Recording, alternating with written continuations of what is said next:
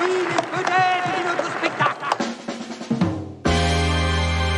J'aimerais bien qu'on pose nos armes et qu'on discute. Bon, lui, il va me prendre la tête. Jack, je veux que vous me dessiniez comme une de vos françaises. Non, c'est chouchou que je veux, pas la moche. Zut, rezut, et rezut derrière. Ah, je vois, monsieur se fout de moi. Monsieur fait d'ironie. Mais où est-ce que vous vous croyez, merde? Au cirque? Ben ça, c'est du spectacle.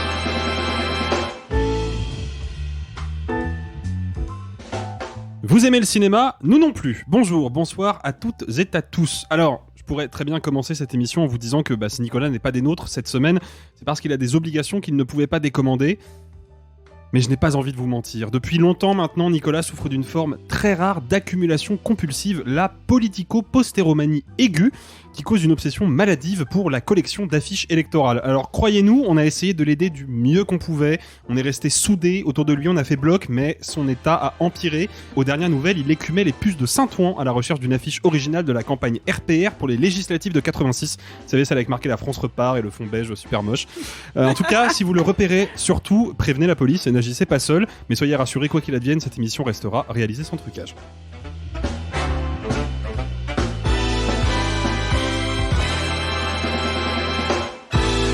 Ça dépasse tout ce que j'ai pu imaginer. Salut les amis. Hello. Salut. Ça va? Et toi, c'est quoi ta forme de collectionnite aiguë? Elle est sur Spielberg ou pas? Non. Attends, est-ce que j'ai une forme de... Tu me poses une colle, est-ce que j'ai une forme de collectionnite aiguë? Non, parce que j'ai pas d'argent, voilà. Non mais par contre, j'adore le fait que dès que Nico soit pas là, il en prend, mais pour son grade, mais dès l'intro à chaque fois. Bah oui, c'est la lutte des classes. Ça lui apprendra. Bon monsieur. Non, mais j'avais envie de commencer sur une note un petit peu légère et décalée, histoire de compenser l'actualité, parce que si cette émission est bel et bien réalisée sans trucage, on se dit parfois que la réalité de notre monde raciste et belliqueux, en revanche, aurait bien besoin d'une petite retouche. Et cerise moisie sur un gâteau sanglant, le destin a décidé de planter un clou supplémentaire dans le cercueil de notre jeunesse. I'll hold you close in my arms. I can't resist your charm. And love, I'll be a fool for you, I'm sure. You know I don't mind. Oh, you know I don't mind. Yes. You mean the world. Et oui, avant d'attaquer le programme de la semaine, il nous fallait prendre le temps d'évoquer l'actualité funeste du week-end dernier. Il était aussi drôle et touchant qu'un Robin Williams ou un Jim Carrey, du moins à mes yeux. De 1994 à 2004, il était surtout le grand frère spirituel de tous les timides, les bizarres et les maladroits, pour qui l'humour aussi est un rempart contre le malaise de la vie en société. Matthew Perry, alias Chandler Bing dans Friends, est décédé à l'âge de 54 ans. Sophie, je sais que de nous tous, et j'ai pu en être le témoin moi-même, il n'y a pas longtemps, t'es la plus grande fan de Friends, et tu voulais profiter de cette émission pour rendre hommage à Matthew Perry. Sophie, c'est quand tu veux. Il y a quelques jours, Matthew Perry est décédé, et cette nouvelle a engrangé un nombre incalculable d'hommages. Matthew Perry, nous le connaissons tous pour son rôle iconique de garçon sarcastique dans la sitcom Friends. Et c'est normal, car c'est le rôle de sa carrière. Il a certes joué dans Mon voisin le tueur, aux côtés de Bruce Willis, qui lui-même avait fait une petite apparition dans la série, mais Matthew Perry... c'est avant tout Chandler dans Friends. Mais quand Matthew Perry s'est éteint, nous avons perdu ce personnage-là. Et je ne vais pas mentir, quand l'annonce de sa mort est tombée, j'ai pleuré à chaudes larmes. Vous pourrez dire que c'est un acteur qu'aucun d'entre nous autour de la table ne connaissions personnellement, et c'est vrai. Mais il ne faut jamais sous-estimer la puissance émotionnelle d'une œuvre de fiction. J'ai été très touchée par les anecdotes sur comment Friends a été une part importante de la vie de tant de personnes. Que les gens aient découvert la série récemment sur Netflix ou au moment de sa diffusion, qu'ils aient regardé une seule fois ou des centaines de fois, l'implication émotionnelle est toujours légitime. Le décès de Matthew Perry est d'autant plus tragique que l'acteur n'avait que 54 ans, il était le plus jeune de la série avec Jennifer Aniston, et surtout il s'est battu une bonne partie de son existence contre des soucis d'addiction graves, alcool, médicaments, drogue, mais il a dépensé 64 millions de dollars en désintoxication, et il a même ouvert un centre pour aider les autres, et il a lui-même évoqué qu'il souhaiterait qu'on se souvienne de lui avant tout pour ça. Je m'excuse d'avance, mais après cet hommage un peu classique, j'aimerais vous dire un peu mon propre ressenti par rapport à Friends, et particulièrement à Matthew Perry. J'ai commencé Friends à l'âge de 9 ans, et j'ai regardé en 2004, du haut de mes 13 ans, la diffusion douloureuse des derniers épisodes sur Comédie en VO en deuxième partie de soirée. C'est la première sitcom que j'ai aimée. C'est la série qui m'a fait aimer les séries. Et je connais chaque réplique, chaque blague, chaque moment d'émotion. Ces 6 amis, ils ont été les miens pendant les meilleurs et les pires moments de ma vie. Et je les remercie d'avoir apporté à autant de gens ce qu'ils m'ont apporté à moi et à avoir autant apporté à la pop culture en général. Pour tous ceux qui ont aimé Friends, nous avons perdu Chandler, le personnage le plus complexe de la série. Il était troublé, sarcastique, drôle, aimant, et c'est des adjectifs qui vont de pair avec ce que l'on a su de Matthew Perry. Nous avons perdu un grand génie comique, et j'avoue que j'ai encore un peu du mal à le réaliser.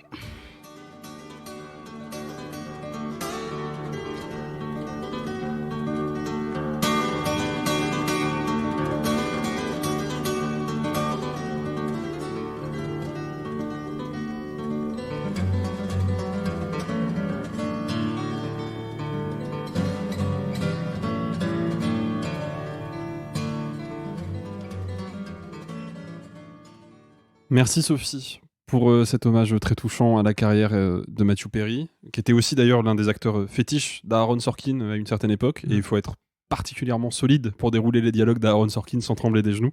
J'en profite pour rappeler à toutes celles et ceux qui nous écoutent et qui peut-être souffrent de toxicomanie, d'alcoolisme ou de dépression qu'il n'y a pas du tout de honte à cela, que vous pouvez vous en sortir et vous pouvez vous faire aider. Il y a des associations, il y a des cliniques, il y a des psychologues, il y a des spécialistes de partout pour vous accompagner dans votre démarche de guérison. Ce qui est important surtout, c'est de ne pas rester tout seul. Bon allez, il est presque l'heure de s'attaquer au programme de la semaine, mais juste avant, je vous rappelle que vous pouvez vous abonner aux réseaux sociaux de Réalisation Trucage sur Instagram, sur Twitter et sur TikTok. Ouais, on fait du contenu rigolo sur TikTok, viendez vous abonner. Et que il est préférable de nous écouter sur les applications de podcast parce que ça nous permet de mieux fidéliser l'audience. Et puis vous, c'est un confort d'écoute supplémentaire parce que c'est plus facile de noter, de mettre des commentaires. Vous avez une notification à chaque nouvelle sortie d'épisode, comme ça vous ne ratez jamais le contenu. Mais aussi, dès maintenant, vous pouvez, si vous le souhaitez, vous abonner à la chaîne YouTube de Réalisation Trucage. Ah, je calme vos ardeurs tout de suite. Cette chaîne YouTube n'est pas stricto sensu une nouvelle plateforme de diffusion, puisque vous n'y trouverez que des extraits des épisodes du vendredi, comme celui que vous êtes en train d'écouter maintenant. On va pas y poster genre des danses de Simon ou des trucs comme ça? Alors, plus tard, on avait dit que c'était un bonus. Peut-être, mais d'abord, il faut bâtir la visibilité de cette chaîne, parce que oui, cette chaîne, en fait, elle va nous servir à quoi? C'est un peu la plateforme publicitaire de Réaliser sans trucage, qui peut nous permettre à terme d'améliorer notre visibilité et notre référencement. Pourquoi la visibilité? Tout simplement parce qu'il y a énormément de gens qui consomment du contenu cinéma sur YouTube, mais qui ne connaissent pas Réaliser sans trucage et qui seraient peut-être intéressés à l'idée de nous écouter. Grâce au système de recommandation de YouTube, ce sera peut-être possible. Et une fois qu'ils auront écouté quelques extraits, ils pourront toujours aller sur les applications de podcast si ça les intéresse.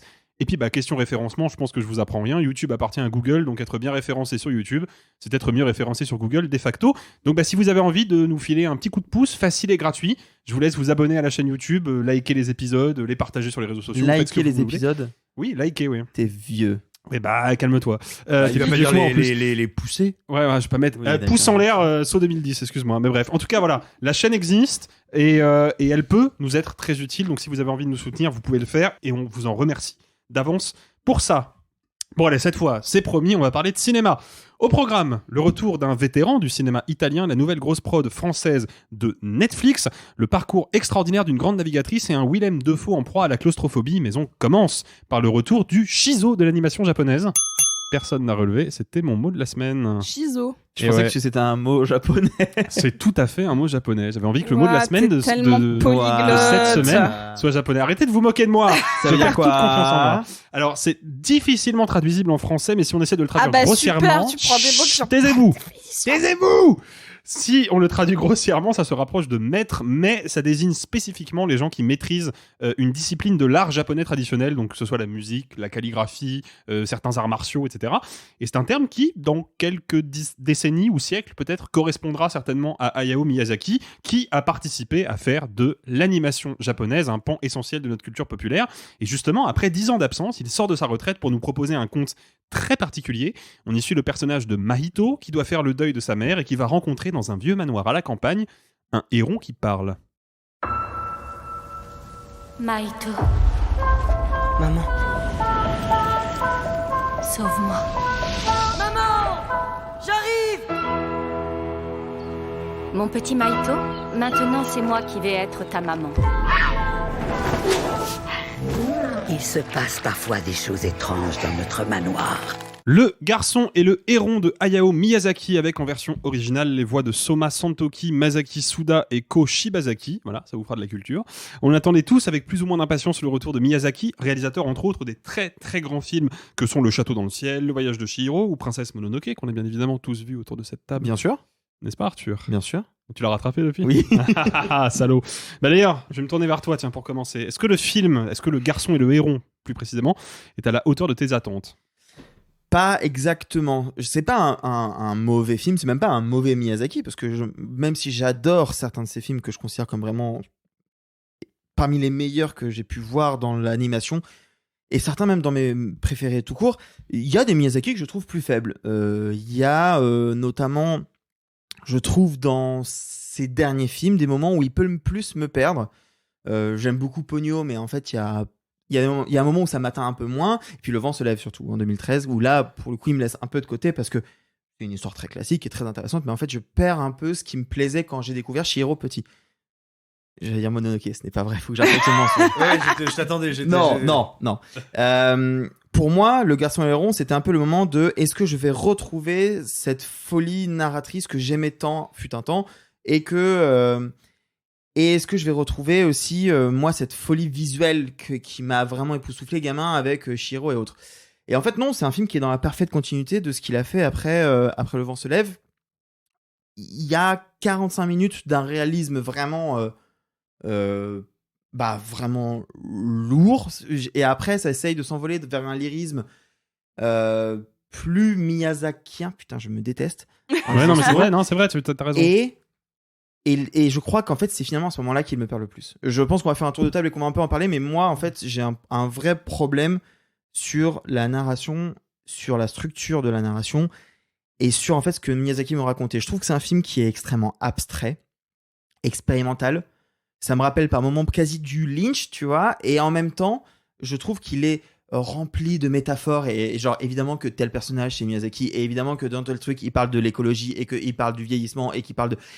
Sauf qu'en fait, à vouloir me donner autant de messages avec un message aussi difficile d'accès dans sa forme, bah moi je trouve qu'il y a un vrai problème de fluidité. Et il y a une scène, je reviendrai dessus, où vraiment je regarde le film et je me dis mais qu'est-ce qui vient de se passer ? Je comprends pas. Genre, j'ai même pas dormi. Qu'est-ce qui se passe ? Je comprends pas. Donc moi c'est une déception. Après... Enfin, on va faire un tour de table, c'est un premier tour de table, mais après, visuellement, il y a quand même des trucs fous, et moi, il y a notamment un aspect sur lequel j'aimerais revenir, c'est à quel point, à son âge, il réussit d'être aussi moderne. Mais je donne la parole d'abord à mes collègues. Sophie, qu'est-ce qu'on a pensé de ce nouveau Miyazaki ? Je pense qu'il est dense.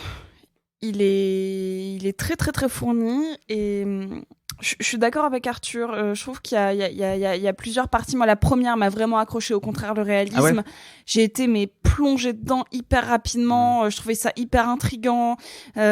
J'aimais beaucoup en fait cette structure qui est assez classique et qui est au final, on pourrait croire que Alice au Pays des Merveilles c'est quelque chose qui a été majoritairement chez Disney, mais en fait Alice au Pays des Merveilles c'est un fondement de la narration japonaise, que ce soit dans les comics, dans les séries, dans les films d'animation de manière dans les animés de manière plus globale, que ce soit en long métrage ou en série d'animé. Je suis désolée, moi je suis très mauvaise pour tous les termes sur les différents formats japonais. Et là, on retrouve cette structure de un garçon en trouble, en période initiatique, qui va suivre un animal fantastique, c'est dans le titre, pour arriver dans un univers autre qui va le confronter à son propre univers et à son propre deuil ou à son propre traumatisme. Et je trouve que cette structure super classique fonctionne à la perfection sur toute la première heure du film. Moi, jusqu'à la première heure, même quand il est passé, dès qu'il a suivi vraiment dans la première quête du héron, je trouve que c'est impeccable. J'ai rien à dire. C'est grandiose. Du moment qu'il y a la deuxième quête qui vraiment se lance, notamment toute une partie autour d'un tierce personnage sur l'eau avec des pélicans et tout ça, c'est un moment où je suis complètement à la ramasse et il faut qu'il aille encore plus dans le fucked up pour me rattraper. C'est-à-dire que moi j'ai un creux d'ennui, on va dire, sur le deuxième tiers du film. Mais que je trouve vraiment dommage. Je pense que c'est ça, c'est un film très bancal, mais qui est par instant époustouflant. Ah ouais, mais évidemment. Mais époustouflant. Bon, mais toujours chez Miyazaki, même dans ses films qu'on peut le moins aimer, il y a toujours un moment où tu fais putain, mais il y a vraiment que lui qui peut faire ça. Le vent se lève, c'est qu'il y a un moment où tu regardes les nuages et tu fais Vas-y, mec. Il me manque Le vent se lève. Je les ai quasiment tous vus. Il me manque Kiki la petite sorcière. Tu vas tellement aimer. Et j'en doute pas. Et son premier, le château de Cagliostro. Ouais, celui-là j'ai pas vu non plus. C'est son moins perso en fait, c'est une suite, c'est une commande, c'est avant qu'il crée Ghibli, c'est la suite d'un premier film Lupin 3. C'est chouette, hein, c'est très chouette. Je l'ai découvert il y a une semaine. Mais c'est le moins lui. Ah, mais sinon il me manque que le vent se lève et Kiki la petite sorcière, mais et en fait. Moi, tu vois, Ponyo, ça avait été un énorme choc parce que j'avais besoin d'un film vraiment, vraiment pour enfants, comme Totoro. J'avais besoin de pouvoir emmener un petit cousin ou une petite cousine de 4 ans et dire regarde, tu vas découvrir le cinéma d'animation et ça va être à ta portée. Et ça va être. Tu trouves ça trop fucked up pour un enfant? Ponyo Non. Ponyo, ça passe. Alors, de témoignage aussi, ça passe totalement crème sur 2-3-4. Ah, complètement. Okay, comme Totoro. marrant. Mais Totoro, c'est fucked up. Il y a un chabus. Ouais, mais le récit est vachement plus linéaire, non? Non, Ponyo, c'est la petite sirène. Hein, vraiment, c'est. Un petit garçon qui tombe amoureux d'une petite fille qui a des pattes de poulet. Bon. Simon, pour conclure ce premier tour de table, déjà bien généreux, mais il y a beaucoup de trucs à dire sur ce film-là. Comme mes petits camarades, le film m'a largement désarçonné, m'a beaucoup perdu, mais j'ai le sentiment que c'est plutôt une bonne chose. Ce que je veux dire, c'est que j'y trouve plein de limites, il y a plein de trucs qui me frustrent, et pourtant, j'ai déjà très envie de le revoir. J'ai l'impression que les clés qu'il a à me donner, en fait, sont tout près, sont à portée de main, et qu'en regardant quelques autres Miyazaki, en me replongeant un petit peu dans l'œuvre, tout ça va faire sens. Parce que moi, il y a des films déjà de Miyazaki qui m'ont laissé sur le côté. Je pense notamment au Château ambulant. C'est probablement celui dont j'étais resté le plus à distance. Je trouvais que la narration fonctionnait pas très bien, qu'elle était très que la narration ne fonctionnait pas très bien. C'est pas tout à fait mon sentiment sur Le Garçon et le Héron. J'ai l'impression de voir un film qui est à la fois extrêmement complexe, très très âpre, très très dur. Si vous avez des enfants, ne les emmenez pas avec vous. Ah oui, non. Enfin, c'est pas du tout un film pour les enfants. Mais je trouve que le film a une richesse thématique, une richesse symbolique, une puissance visuelle, iconographique absolument incroyable. Mais vraiment, alors, on s'est un peu habitué avec Miyazaki, c'est devenu une tarte à la crème que de dire « Ah oui, au fait, c'est magnifique ». Ouais, mais c'est magnifique, bordel de cul, quoi. C'est vraiment le meilleur film de super-héros depuis des années. Depuis combien de jours tu la prépares celle-là, Simon? Franchement, je l'ai juste noté en arrivant. Ah, bien joué. Bien joué. Non, mais puisque t'en parles, je pense qu'on va commencer déjà par s'attarder là-dessus parce que effectivement, et pourtant, moi, je sais pas vous, mais moi j'avais des craintes parce que je me disais bon, le gars a fait Le Vent se lève, qui était un film que j'avais trouvé pour le coup plutôt intéressant, qui est mal aimé par une partie des fans de Miyazaki, et puis il s'est barré parce qu'il est parti prendre sa retraite. Et là, il revient 10 ans après. On se dit bon, est-ce que le gars qui est quand même maintenant plus qu'octogénaire, est-ce que il a encore le mojo? Est-ce qu'il a encore la flamme? Est-ce qu'il va encore être capable de proposer des paysages et des univers intéressants visuellement? Et de fait, le film est effectivement sublime. Mais j'ai envie de vous entendre un peu là-dessus. Qu'est-ce qu'il y a? Parce que moi, je trouve que c'est un univers qui est quand même très particulier par rapport à ce qu'il a pu par rapport à ce qu'il a pu dessiner avant. Qu'est-ce qui le rend si particulier, cet univers-là, quoi? Qu'est-ce que vous en retenez le plus? Alors, il y a peut-être quelque chose à dire, c'est que oui, certes, il y a 10 ans qui séparent la sortie de ces deux films. Néanmoins, attention, il travaille sur Le Garçon et le Héron depuis des années. C'est très long comme travail. Ce que je veux dire, c'est qu'il s'y est pas mis à 84 ans et 9 mois. Hein. Bien sûr. Il faut s'en souvenir. Et peut-être aussi, alors, c'est pas quelque chose que j'affirme, hein, c'est une hypothèse. Peut-être aussi parce qu'il est plus âgé et conscient des limites de son corps de mortel.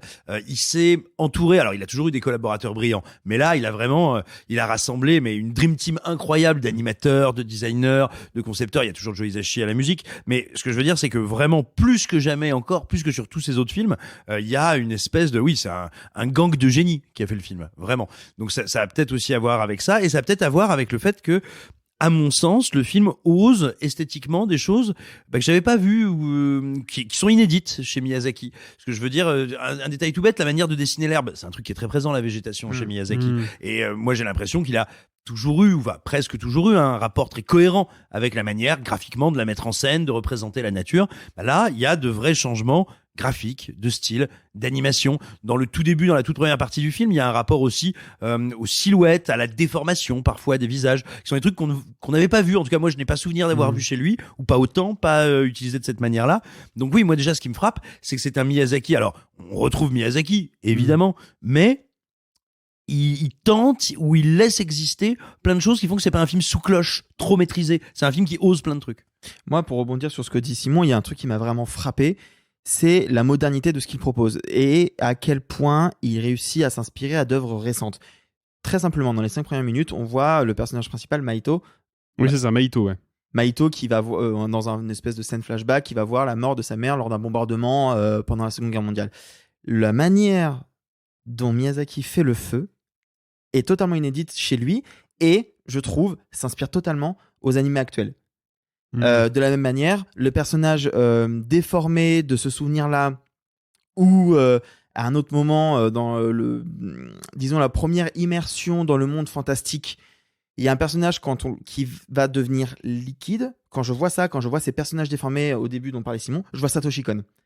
La musique, Joe Hisaishi n'a jamais fait une musique aussi minimaliste où d'un seul coup on a une note de piano. Une note de piano. Puis deux, désolé, pour moi c'est la musique qu'a fait Koji Kondo sur Breath of the Wild, l'un des 2 derniers Zelda. Donc je trouve ça incroyable que quelqu'un qui ait pu être aussi important dans l'histoire de l'animation japonaise, qui œuvre depuis 30, 40 ans, soit à ce point-là capable de citer des trucs précis et d'être actuel, de s'inspirer de ce qui se fait actuellement et de le comprendre et de les ingurgiter. Et après, par moments, il y a des moments où typiquement, tu parlais du château ambulant tout à l'heure, Simon, je trouve que dans la manière de dessiner avec des traits un peu plus gros, plus appuyés, certains personnages fantastiques, notamment le personnage du héron, je retrouve un peu ce moment-là de sa filmographie. Et il y a d'autres moments où je vais retrouver, notamment dans la partie réaliste, ce qu'il a fait dans Le Vent se lève. Ces grands paysages, etc. Il y a une scène, enfin il y a 2-3 moments où on a un passage qui est dans une espèce de peinture incroyable. Le passage au niveau du grand-oncle, on peut dire ça sans spoiler. Hein. Il y a des moments où tu fais, mais c'est, je savais que Miyazaki pouvait faire des tableaux, mais alors là, c'est fou. Non mais franchement, c'est fou. Sophie ? Oui, en fait, ce qui est rigolo sur ce que tu disais sur les éléments Arthur, on a vu il y a pas longtemps le film Élémentaire de Pixar qui pour lui s'inspirait beaucoup de la manière dont Miyazaki faisait les éléments et comment lui il vient de complètement le réinventer, le twister. Et ça je trouve ça hyper intéressant de dire ok, j'ai forgé la pop culture et maintenant je vais faire mieux. Et voilà, et c'est super intéressant et pour les visages, c'est vrai que Miyazaki a un style de visage très particulier, mais là de la manière dont les personnages peuvent se mouvoir, en tout cas dans la partie réaliste, ça m'a rappelé plutôt le style d'animation de son fils. Et ça, je trouvais ça aussi assez pertinent. Moi, je fais partie des rares personnes qui avaient beaucoup aimé La colline aux coquelicots de son fils. Goro Miyazaki. Ouais, c'est ça. Et là, c'est toujours mieux que Aya la sorcière, quoi. Que je n'ai pas vu parce que tout le monde m'a dit 4 enfin mais ouais, c'est vraiment mais là on va aller loin mais voilà et donc là je retrouvais un petit peu dans l'ancrage réaliste presque une espèce de collaboration père-fils sur pas mal d'aspects avant de en fait ce film est un crescendo, c'est un crescendo sur tous les aspects et j'ai l'impression que il a réussi à créer des petits univers précis dans chacune des étapes de son récit. Et ça, je sais pas du tout comment il l'a fait. Parce que y a pas... ça arrive dans certains films d'avoir des parties et chaque partie est un style visuel bien précis. Je n'ai pas de film qui me vienne en tête, mais je suis sûre que ça existe. Et là, il y a une espèce de fluidité. Alors que le récit n'est pas fluide du tout en plus. Hein, qui nous amène de niveau en niveau pour à la fois plonger... et je dis bien plonger parce que je vous ai parlé d'Alice au Pays des Merveilles, mais pour moi il y a vraiment cette espèce de notion de chute complète vers à la fois une espèce de psyché complètement fucked up. Au moment où on est dans un niveau d'inconscient, c'est comme si vous voulez mettre en image l'inconscient de l'humanité. Enfin, c'est vraiment très étrange. Et je sais pas narrativement comment il a malgré tout, même si c'est raté, avoir réussi à faire ça. Ça c'est un truc qui m'a un peu interloqué pendant la séance. Pour moi, il renoue, mais en le poussant plus loin et en étant plus radical encore avec quelque chose qui faisait déjà, pour moi, la maestria du voyage de Chihiro. C'est-à-dire que pour moi, c'est 2 films qui réussissent ce truc, ou qui tentent ce truc incroyable, d'avoir un récit en apparence complètement décousu. Chihiro, une fois qu'elle arrive au bain, après que ses parents aient été transformés en cochons, c'est-à-dire avant que le récit ne retrouve ses petits et ne se remette en ordre narrativement, il se passe peut-être presque 1 heure. Et ici, quand on va dire, partir dans le film de super-héros, on va tout d'un coup se retrouver quasiment dans un film à sketch ou à scénette. Et en apparence, tout est très décousu. Alors, C'est assez perturbant, c'est troublant. Moi, il y a des trucs à côté desquels je suis passé, je vais pas les spoiler, mais je serais très curieux de voir ce que ça va me faire au deuxième visionnage. Et puis en ayant commencé à revoir d'autres Miyazaki à côté, parce que vraiment, j'ai pas l'impression que c'est une absence de maîtrise du tout. Il faut pas oublier un truc, c'est que Miyazaki, on le présente toujours, et c'est normal, c'est logique, comme le grand maître de l'animation japonaise qui a achevé de lui donner sa lettre de noblesse pour nous, spectateurs français. Il faut bien voir que c'est aussi un auteur qui a cela de particulier, que son travail dialogue toujours très fortement, on va dire, avec les arts occidentaux classiques. C'est aussi pour ça qu'il nous est si accessible. C'est que même s'il va amener toute une culture, tout un réseau de symboles qui sont éminemment japonais, néanmoins, il se conjugue avec plein d'entités qu'on connaît. Tu citais notamment Sophie, tu vois, Alice au pays des merveilles, qui est clairement une référence. Ça aussi, c'est une clé de lecture qui fait que tout d'un coup, c'est un auteur avec lequel on peut entrer très fort en résonance. Là, j'ai l'impression que ces passerelles, ces connexions avec notre propre culture, elles sont à la fois plus visibles, plus identifiables, et en même temps à certains moments complètement absentes. Donc le film peut être assez déstabilisant, en même temps c'est très enrichissant. Il y a aussi cela qui déjoue un peu les attentes. Peut-être que les gens qui nous écoutent ne le savent pas, mais le film est sorti quasiment sans aucune promotion. Au Japon, j'entends. Puis après, une fois qu'il est sorti au Japon, sont arrivées des bandes annonces, mais dans les semaines qui ont précédé la sortie, c'est rarissime qu'un film de ce calibre et aussi attendu avec tant d'ambition soit à ce point-là peu montré. On avait une affiche en crayonné, c'est tout. Ouais. Pas plus. Et je trouve ça extrêmement intéressant parce qu'effectivement le film est d'une telle richesse que c'est d'autant plus impressionnant de le découvrir, quoi, sans en avoir eu d'image avant. Et tout ça pour dire, voilà, on sait que depuis quelques films, on va dire la part autobiographique prenait de plus en plus de part, de plus en plus d'importance dans les récits de Miyazaki. Ce que je trouve fascinant ici, enfin, c'est qu'il arrive à la fois à pousser ça beaucoup plus loin, parce qu'on peut littéralement dire qu'il est deux personnages du film. Il est à la fois ce jeune gamin très antipathique, assez problématique même, et c'est pas anodin de se figurer comme ça, et un autre personnage dont il faut rien dire, je pense, dont il faut pas dire grand chose. Mais effectivement, il faut le garder un peu sous clé, celui-là. Voilà. Mais donc, par conséquent, c'est à la fois une autobiographie, mais ce serait une tarte à la crème que de dire que c'est une autobiographie parce que elle est finalement plus poétique que narrative, classique. En même temps, il va beaucoup plus loin aussi dans la dépiction de ces univers qu'il affectionne et dont il est passé maître, quoi. Et donc vraiment tout ça en fait un film. Alors je te dis, moi qui peut pas emporter complètement mon adhésion parce que je le trouve tellement complexe, tellement âpre, tellement dur aussi que je ressors un peu déboussolé. Mais je ressors déboussolé. Mais moi je suis très impatient de le revoir. Alors justement, moi je l'ai vu 2 fois. Parce que j'ai eu l'opportunité de le voir en projection presse il y a quelques semaines avec un certain Nicolas Martin qui a pas du tout aimé le film, mais heureusement il n'est pas là pour en parler. Et je l'ai revu en salle hier. On t'embrasse, Nicolas. Et je suis sorti de la projection presse en me disant, exactement ce que tu viens de dire. Je suis déboussolé, je comprends pas. J'ai piqué du nez à des moments, je suis complètement paumé par ce qu'il me raconte. Donc j'avais hâte de le revoir pour ça. Et en fait, ça a pas changé grand chose à mon ressenti. En fait, j'ai capté quelques petites choses en plus. Mais en fait, moi, il y a un moment, l'abstraction pour l'abstraction, il y a un truc où il me perd.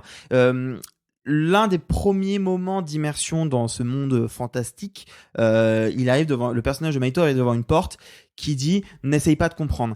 Pour moi, c'est un peu trop facile. Ce côté « Laisse-toi emporter par le voyage ». Comme dans Tenet. Ah tu me l'as tendu celle-là, hein ? Oui, ouais. Non mais je trouve que c'est un peu trop facile ce côté n'essaye pas de comprendre, laisse tes émotions prendre le dessus, alors qu'en fait il essaye de me raconter plein de choses. Il essaye de me raconter déjà un truc très bête, si mes souvenirs sont exacts, Le vent se lève répète de manière assez insistante, on va dire, cette question de il faut essayer de vivre, il faut se battre, on doit se battre, on doit vivre. Le titre original du Garçon et le Héron en japonais, c'est comment faut-il vivre. Donc évidemment que déjà tu sais ce que tu veux me raconter, tu sais que dans le parcours de chaque personnage il va y avoir une trajectoire qui à un moment va te rappeler que en fait il faut se battre pour cette raison, il faut se battre pour connaître l'amour, il faut se battre pour... Voilà. Le problème c'est qu'il y a un moment où moi je vois tes personnages, j'ai fait oui, moi ça il va se passer exactement ça, spoiler ça arrive, et ça ne m'arrive généralement pas chez Miyazaki, et il y a d'autres moments où je regarde une scène, Maito a un dialogue avec le personnage du grand-oncle, cut, il se retrouve enchaîné à un mur, je ne comprends pas ce qui s'est passé, je ne comprends pas ce qui se passe avant, après cette scène, je ne sais pas, en termes de structure narrative, ce qui vient de se passer. Et ça, c'est un vrai problème. Pour l'abstraction, il y a un moment où, moi, je comprends qu'à 81 ans, t'as envie d'être juste dans la pure expérimentation, et encore une fois, David Lynch se radicalise film après film. Pourquoi pas chez lui aussi? Mais il y a un moment où, moi, spectateur, amateur de son cinéma, malgré tout, malgré toutes les métaphores, malgré tout, bah, je reste un peu à côté. C'est une limite aussi pour toi, Sophie, ou pas ? Ouais, c'est complètement une limite, surtout que Le garçon et le héron, si on prend juste le titre, en tout cas dans sa traduction française, nous, ça fait forcément écho à quelque chose de littéraire qui est ancré dans notre culture, qui est les fables de La Fontaine. C'est un personnage à un animal ou deux animaux, et c'est la même structure de titre. Et en soi, fondamentalement, ça en a la même structure. Donc je sais pas, hein, Simon parlait de ce qui venait toquer à notre inconscient collectif ou à notre conscient collectif culturel européen. Là, nous avons un personnage en situation A qui va rencontrer très rapidement en tout cas un protagoniste ou un antagoniste qui va l'emmener à une autre situation avec une suite de situations avec d'autres personnages. Hein. C'est comme ça dans pas mal des fables de La Fontaine. Hein. Prenez les animaux malades de la peste, hein, même si c'est beaucoup plus court, c'est structuré comme ça. Oh, le loup et l'agneau. Hein. Le loup et l'agneau, et se finit par une morale. Pour moi, on est sur ça. En tout cas, le seul truc, c'est que dans la partie des péripéties, là, il a choisi de dire bon, bah écoutez, je vais plus essayer de vous le dire avec des phrases ou avec des concepts narratifs, mais uniquement avec des symboles. Et là, je comprends que ça puisse grincer, parce que là où normalement la fable, et surtout que Miyazaki, on sait que c'est un auteur qui peut être pas toujours évident à aborder, surtout pour un jeune public. Tout n'est pas enfantin chez Miyazaki. Là, on pouvait croire qu'avec ce titre, avec potentiellement même ce postulat-là, ça pouvait un peu englober ce public un peu plus large. Mais en fait, pas du tout. C'est sans doute, en tout cas pour l'instant, son film le plus adulte. Encore une fois, j'ai pas vu Le vent se lève, mais je pense que c'est aussi un peu plus adulte. Mais à la limite, Le vent se lève, je suis désolée, c'est un peu moins le truc de tiens, je vais emmener mon enfant voir ça. Au niveau de la sonorité du titre, c'est un petit peu moins ça. C'est le plus hermétique. C'est-à-dire que Le vent se lève est adulte, effectivement, par son sujet, mais n'est pas... reste accessible. Mais voilà, n'est pas du tout inaccessible par sa mise en scène, les motivations de ses personnages. Là, on est sur un vrai cinéma, vous l'avez dit, expérimental. Plus que hermétique, est-ce que c'est pas surtout son film le plus contemplatif ? Parce qu'en fait, j'ai l'impression qu'il y a une... En fait, j'ai l'impression qu'il essaye vraiment d'explorer en profondeur toutes les strates de cet univers, et peut-être plus que d'habitude. En fait, le truc, c'est que tout le monde m'avait dit que c'était contemplatif.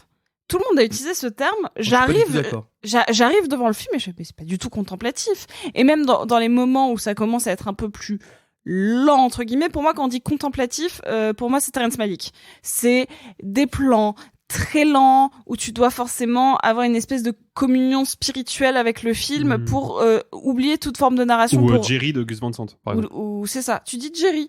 Mais ça se dit Jerry. Ah ouais, ok. J'ai toujours dit Jerry. Moi aussi. Ça se prononce Jerry, vous le saurez. Bah, écoute. Et pour moi, là, c'est pas du tout contemplatif. C'est pas parce que c'est abstrait que c'est contemplatif. Il y a énormément d'éléments visuels et d'éléments narratifs qui t'arrivent à la gueule de manière presque trop rapide. Moi, c'est pas qu'il est contemplatif, c'est qu'il est presque trop fourni.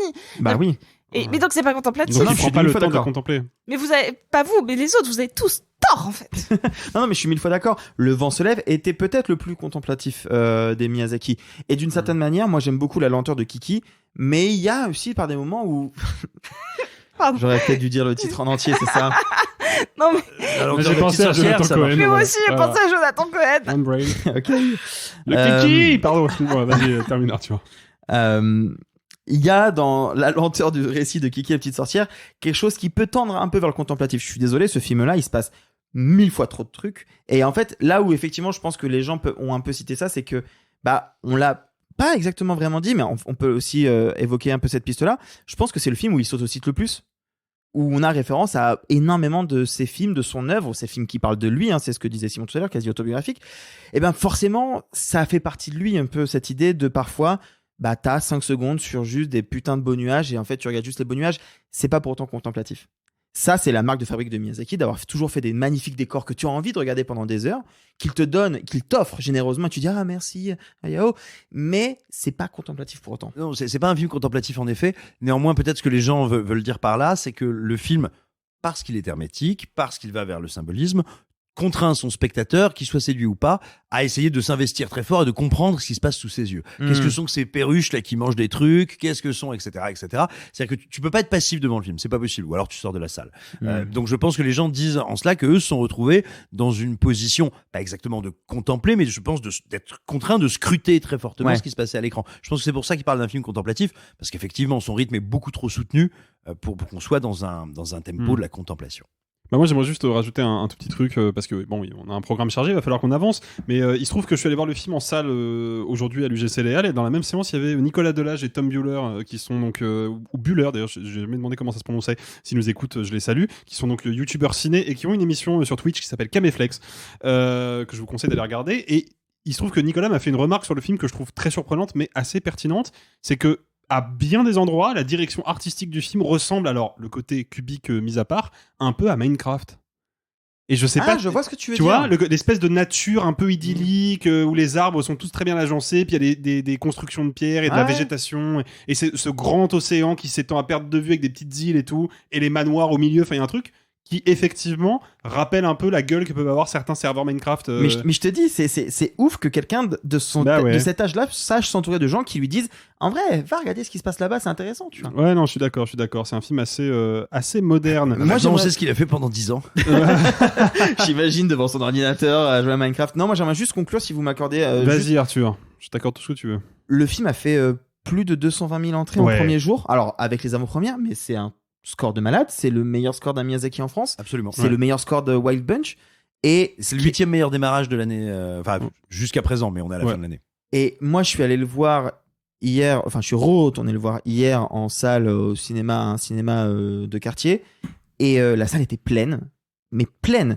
Et quand je suis sorti, j'ai senti que les gens avaient des débats dessus, ils discutaient, ils étaient mais t'as compris quoi toi? Est-ce qu'il parle vraiment que d'écologie quand il parle de ça? Est-ce qu'il parle de lui? Enfin, il y avait des vrais débats.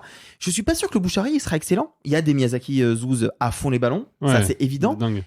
Cela étant dit, comme l'a dit Simon tout à l'heure, un film qui a quasiment pas eu de promo. De toute façon, qui a pas eu de promo à part des bandes annonces et des affiches, pas d'interview nulle part. Un film dont on va voir en fait, en réalité, que pour le nom du réalisateur, qui est aussi difficile d'accès, peut avoir un bouche à oreille un peu compliqué, mais qui fait de tels scores. Mais c'est incroyable. Toulon, 11h15. Toulon, 11h15, VF, 15 balles la place. On était plus d'une quarantaine. Hein. Wow. On était une quarantaine, ouais. Bon, en tout cas, on lui souhaite une belle longévité dans les salles. Le garçon et le héron de Hayao Miyazaki. Et vous, est-ce que vous êtes plutôt Maito à la campagne ou Maïté à la cuisine? Vous pouvez nous le dire dans les commentaires sur les réseaux sociaux et les applications de podcast, tiens. Comment on dit? Tu casses... Quoi? Tu sais, l'oiseau là qu'elle casse là, c'est quoi? Ah non, alors c'est pas un oiseau qu'elle casse, elle claque une anguille. Ah, c'est voilà. Et elle suce des ortolans. Ah voilà, elle suce les ortolans. C'est à cuisiner des samouraïs. Je le disais hors micro, mais je le répétais parce que c'est rigolo pour les auditeurs. Tout à l'heure, je suis allé mater un épisode de la cuisine des mousquetaires, donc l'émission de Maïté, parce que je voulais essayer de choper l'accent à peu près bien. Bon, j'ai plus fait Rému que Maïté, mais peu importe. Et première émission ever de la cuisine des mousquetaires, elle ramène un canard vivant et elle le chlasse sur le plateau. Et vraiment, elle le met dans un entonnoir. La tête à l'envers et tout, et dit bon bah là on va le saigner, cut, gros plan sur une bassine pleine de sang, genre hardcore de ouf. Est-ce que t'as une idée de l'année? Années 80, 70, non non 80, la cuisine des mousquetaires je crois. Beaucoup trop tard pour ce genre de contenu. Voilà. Après Balle perdue, Loin du périph' ou encore AK, Netflix continue d'investir le cinéma de divertissement français avec cette fois un film d'aventure 100% féminin doublé d'un film de casse à l'américaine. C'est en tout cas la promesse de Voleuse, le 7e long métrage de Mélanie Laurent, dans lequel nous suivons un trio de femmes badass chargées par une vieille marâtre de voler un tableau de maître afin de pouvoir enfin acheter leur liberté. J'ai les diamants. Dis-moi où aller avant que je me fasse choper. Putain. Quoi? Mais non, mais je te crois pas. Je déclenché l'alarme? Je crois que je suis en train de me faire quitter par texto, Caroline. Attends, quitte pas, il m'appelle. Je vais te buter. Voleuse de et avec Mélanie Laurent, mais aussi Adèle Exarchopoulos, Manon Brèche et Isabelle Adjani. Arthur, je vais me tourner vers toi encore. Moi encore? Parce que je crois que t'es le seul autour de la table à avoir aimé le film. Mais t'es dur, fais-moi passer à la fin. Bah ouais, en fait... Mais comme ça, il y aura du répondant un peu. Ouais, tu parles. Je crée l'événement. Tu parles. Ouais, je vais être honnête avec vous. Moi, j'ai découvert le film en projection presse parce qu'il était question que je puisse avoir peut-être Mélanie Laurent en interview. Donc déjà, premier biais qui change un peu la donne par rapport à vous. Moi, j'ai vu sur grand écran.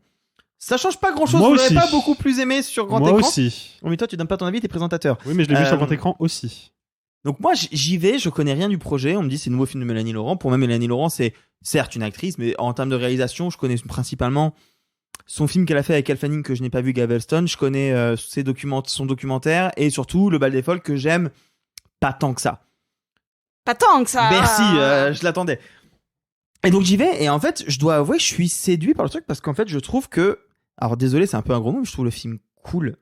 Mais c'est-à-dire que je trouve que dans sa vibe, dans ce qu'il dégage, dans ce qu'il veut être, je le trouve cool et je passe pas un mauvais moment, alors même qu'il y a des défauts énormes et que je vais vous laisser crier sur tous les toits. Évidemment qu'il y a des gros problèmes de narration, évidemment qu'il y a des gros problèmes de dialogue, évidemment qu'il y a... En fait, c'est un film un peu bâtard qui est à moitié un film de casse, à moitié un film d'action, à côté un film... à moitié une comédie, à moitié un drame. Et en fait, tu sens que avec ce script schizo, Mélanie Laurent, elle sait plus où mettre les pieds, mais il y a des trucs qui fonctionnent malgré tout. Et moi, ma première accroche, c'est vraiment Adèle Exarchopoulos. On le sait, on l'a déjà dit ici, c'est une excellente actrice, point, mais c'est aussi une excellente actrice de comédie. Et en fait, depuis Mandibule, on lui a donné des petits rôles, enfin des rôles avec des bribes de comédie par-ci, par-là, je pense notamment au Règne animal, mais là, elle porte le film sur ses épaules et je trouve qu'elle y arrive trop bien. Je trouve qu'il y a une vraie belle alchimie entre elle et Mélanie Laurent. Et puis il y a un autre truc qui moi me fait plaisir, c'est que Mélanie Laurent, je disais, pour moi, c'est pas, quand je pense à elle, je pense à Mélanie Laurent actrice, je pense pas à Mélanie Laurent réalisatrice.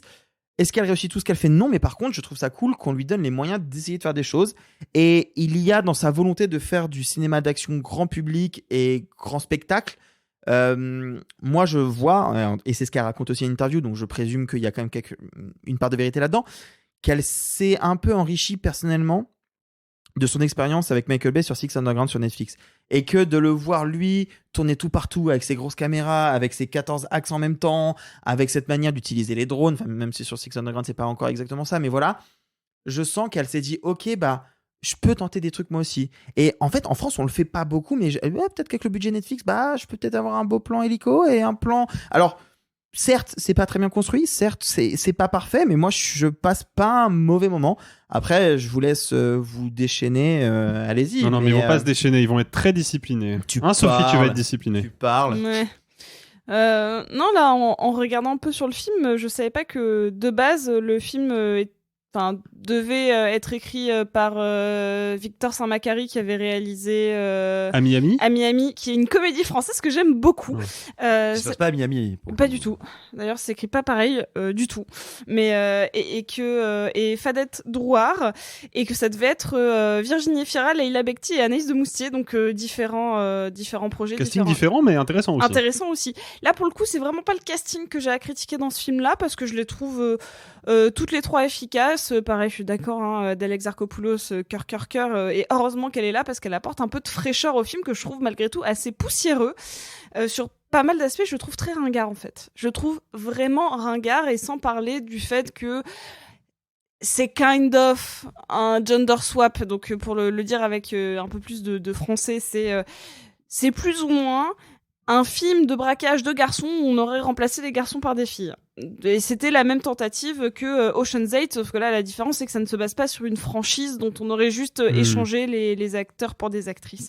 Mais pour moi, il y a cet esprit-là de prendre le cliché d'une espèce de comédie de braquage et d'en faire une comédie de braquage avec des meufs qui parlent de se faire larguer et de leurs mecs et de leur plan cul et de leur envie de faire des bébés et de tous les sujets féminins que jamais aucun garçon n'aurait... en fait, dans aucun film de braquage, j'ai jamais vu autant de gens parler de leurs soucis en rapport avec leur masculinité. Ça m'est jamais arrivé. Donc déjà, moi, je suis un peu... En fait, c'est pas qu'elle parle de ça, c'est que ça les rend mauvaises qui fait ça. La scène d'ouverture, je pense qu'on peut en parler, et après je donnerai la parole à Simon. C'est moi qui donnerai la parole à Simon parce que c'est moi le chef, mais tu peux... Wow, mais qu'est-ce qui se passe là? Je suis en train de critiquer le patriarcat là. Ne viens pas en ramener... Pardon. Je me suis senti menacé, excuse-moi. Dans ma masculinité fragile, je me suis senti menacé, j'ai réagi au quart de tour. Non mais en fait, il y a Mélanie Laurent qui vient de voler un truc, et Adèle Exarchopoulos, c'est son aide qui doit l'aider à se repérer dans la forêt, dans la montagne suisse, peu importe, on s'en fout. Et pauvre Adèle, elle vient de se faire larguer. C'est vraiment l'ouverture du film, hein, c'est pas un spoil. Au bout de 5 minutes, vous aurez cette information. bah ça la rend nulle. C'est-à-dire que son souci de se faire larguer par texto, ça donne un coup de fil où elle met sa pote en danger. En danger. C'est-à-dire qu'elle est dure. Ah non. Ah bah c'est pas du. Non, pour le coup c'est factuel. Là c'est factuel. Bah, c'est factuel 5 minutes et après elle redevient la meuf méga badass qui la sauve de toute situation. Parce que c'est le point de Sophie justement. Mais oui. C'est-à-dire que, est-ce que tu as déjà, même dans une comédie, vu un truc où c'est un petit problème de cœur qui rend le personnage incompétent dans son taf? C'est trop bizarre comme caractérisation. Mais c'est surtout, c'est une caractérisation qu'on aurait très certainement, il faut avoir des pincettes quand même, hein, mais très probablement, on va dire, voilà, on aurait très probablement jamais eu cette caractérisation-là si le trio était un trio masculin. Vraiment, j'ai vu ça, je fais... Mais c'est quand même super bizarre. Attends, elle laisse sa pote vraiment, elle est là en mode oh putain, il y a des drones, je vais me faire tuer.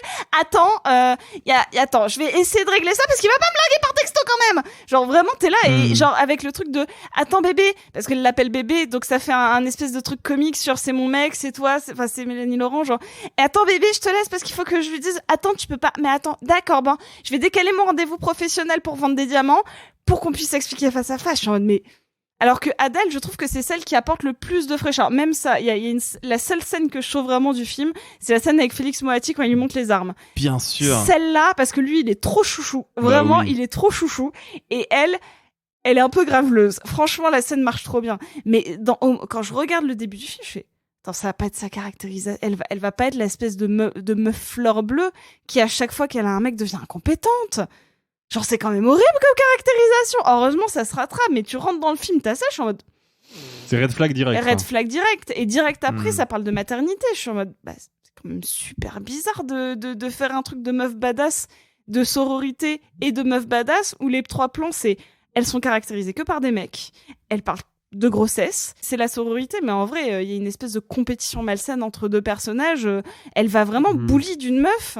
Pendant tout le film, elle est censée lui apprendre. Il n'y a jamais ce truc de là entre le maître et l'élève dans les autres films, à part dans Whiplash. Genre, c'est quand même moche.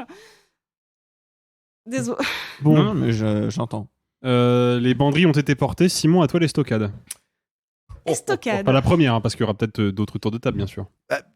Dites-vous, moi, je partais pas défaitiste. Je partais pas défaitiste sur le film pour une raison toute simple, c'est que Mélanie Laurent, elle fait partie de ces rares artistes en France qui ont, je trouve, une très belle volatilité. C'est-à-dire qu'elle a pas toujours joué les mêmes personnages, elle a pas toujours réalisé les mêmes films, loin s'en faut. Elle est allée chercher des univers quand même extrêmement différents, parfois avec de très belles réussites, des fois avec des plantages spectaculaires. Mais pour se planter spectaculairement, bah il faut aller, j'ai envie de dire frontalement dans des univers. Hein. Moi, je trouve que Galveston, c'est atroce, mais en même temps, il faut un sacré courage pour aller te jouer un drame poisseux dans le sud des États-Unis quand t'es une metteuse en scène française. Ça n'a rien d'une évidence.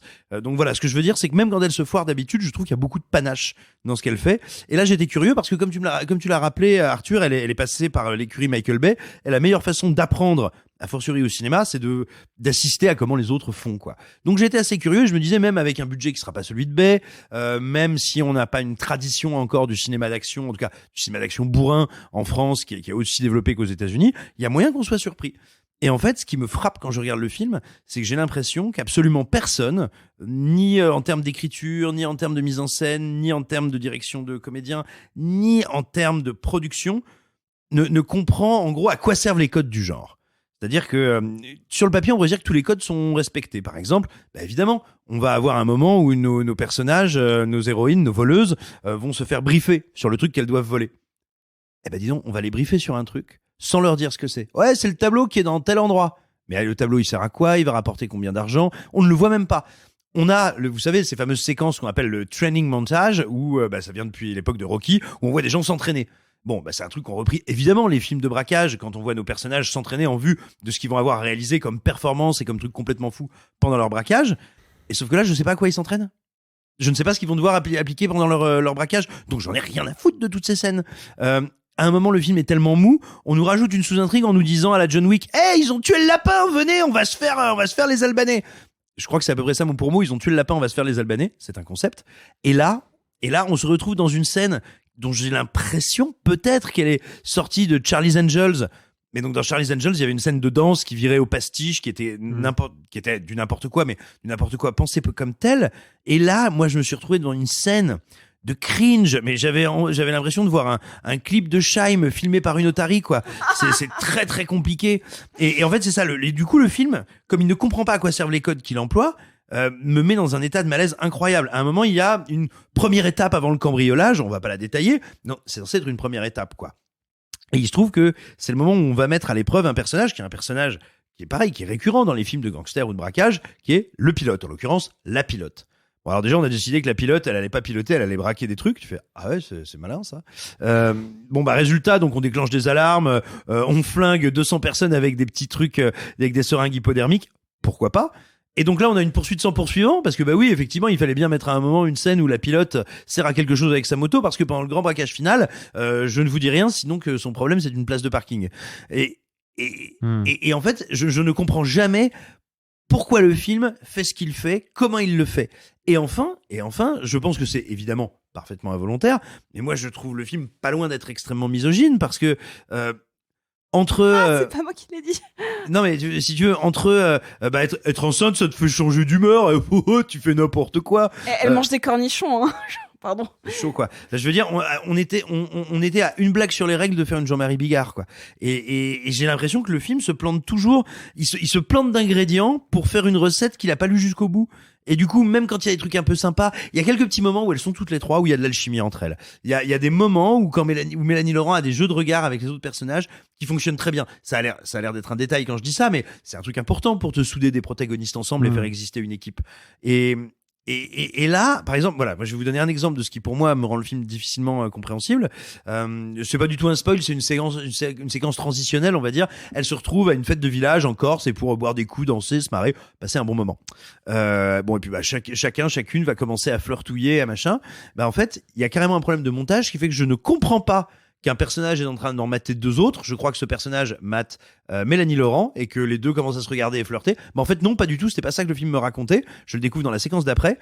Et là, on a quand même droit à ce que j'appellerais un plan A3 par réfraction, qui est une leçon de calme de la part des personnages d'Adèle Exarchopoulos et de Félix Moati, que je trouve complètement folle, mais que j'arrive pas à comprendre. Et pareil, enfin, un dernier exemple, voilà, pour vous dire pourquoi moi le film me tombe des yeux. Vous parliez de la scène, justement, où il rencontre Félix Moati, qui est un trafiquant d'armes, pour lui acheter des armes. Bon, pas de problème, mais là, moi, j'ai quasiment l'intégralité d'une scène d'achat d'armes. Et attention, je vous dis ça, moi, j'ai pas du tout d'excitation ou de petits kiffs sur les armes à feu. Pas du tout, je m'en fiche complètement. Néanmoins, on a donc des personnages qui achètent des armes à feu. J'ai pas un plan sur les armes. Je comprends pas ce que ces gens achètent. Mais elle parle de balles pénétrantes. Bah oui, voilà, mais touche-moi le gros canon tant que tu y es. Mais non, mais en fait, je vois des personnages parler d'un truc que je ne vois pas. C'est complètement contre-intuitif. Je ne comprends jamais pourquoi le film fait ce qu'il fait, en fait. Mais en fait, j'ai le sentiment, mais j'aimerais bien entendre Arthur sur cette distinction-là, mais j'ai le sentiment que le film n'arrive jamais à se décider s'il veut avoir un trio d'héroïnes badass, comme je disais dans l'introduction tout à l'heure, ou un trio d'héroïnes classe. Parce que c'est pas du tout la même chose. Ocean's 11, par exemple, c'est vraiment un film sur des personnages qui sont classe. Ils ont de la prestance, ils sont beaux, ils sont élégants, calculateurs, intelligents. On a envie d'être eux. Il y a un vrai sentiment galvanisant quand on les voit régler leur casse au millimètre près et surtout réussir leur coup. Par contre, un personnage badass, ça implique forcément, il y a bad dans badass, ça implique qu'il soit un peu violent, un peu méchant, un peu sale. Encore une fois, si vous n'avez pas vu L'Arme Fatale, le personnage de Mel Gibson dans L'Arme Fatale, c'est l'archétype du badass. Et là, j'ai l'impression que le film choisit pas ce qu'il veut être entre l'un et l'autre. Du coup, on a la scène de baston entre Adèle Exarchopoulos et un cascadeur, parce que je connais pas son nom, qui est honnêtement, qui est pas trop mal foutu, je trouve, elle est cool. Et qui est une scène qui a vraiment vocation à me dire, regarde comme elle est badass.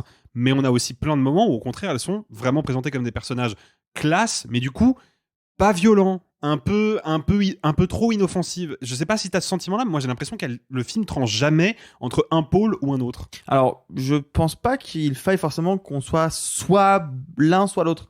Et en plus, je dirais que je pense tu peux difficilement être les deux quand même. Bah si. Techniquement, c'est possible. Et je cherche des exemples, mais tu vois. J'ai pas vu Ocean 8, mais je suis quasiment sûr que c'est ce vers quoi ça tend, le film. Et puis je dirais, non mais par contre, si j'ai fait un vrai distinguo, pour moi c'est pas classe le bon terme, c'est stylé. Parce que pour moi, classe, c'est justement ce que tu disais, Ocean 11, les costards et tout. C'est pas vraiment le cas du film. Hein. Et Adèle Exarchopoulos, elle passe la moitié du film, les 3/4 du film en jogging. Hein. Mais elle est classe tout le temps. Mais tu vois ce que je veux dire. Mais ce qui est c'est pas classe, c'est stylé. Mais ce qui m'interroge... Alors pardon, j'adore Adèle Exarchopoulos, hein. Une snipeuse en jogging, ça n'est pas stylé. Selon le carcan du cinéma d'action grand public, c'est pas stylé. Pourquoi tu crois que... genre, regarde la tronche de Michael Fassbender sur les affiches de The Killer, et tu verras quand même que, en général, si tu veux que ton personnage soit stylé, le premier truc à faire en général est de pas lui foutre un jogging, tu vois. C'est hyper intéressant que tu dis ça parce pinaille, que... hein, évidemment, mais ça traduit un truc, quoi. Pinaillon, je t'en prie. C'est hyper intéressant que tu dis ça parce que j'ai vu The Killer et en fait, c'est pas... voilà. C'est pas stylé que je dirais pour le personnage de Fassbender. C'est même pas classe, c'est encore autre chose. Mais c'est pas un film de braquage. Non, mais je vois ce qu'il veut dire sur le côté... Comment tu caractérises un personnage. Je vois la manière dont tu le caractérises. Voleuse est un film de casse avec un personnage qui n'a pour seule et unique aptitude que d'être capable de tuer des gens au sniper, ce qui n'a strictement rien à foutre dans un film de casse au passage, donc c'est pour ça que je le comparais avec The Killer.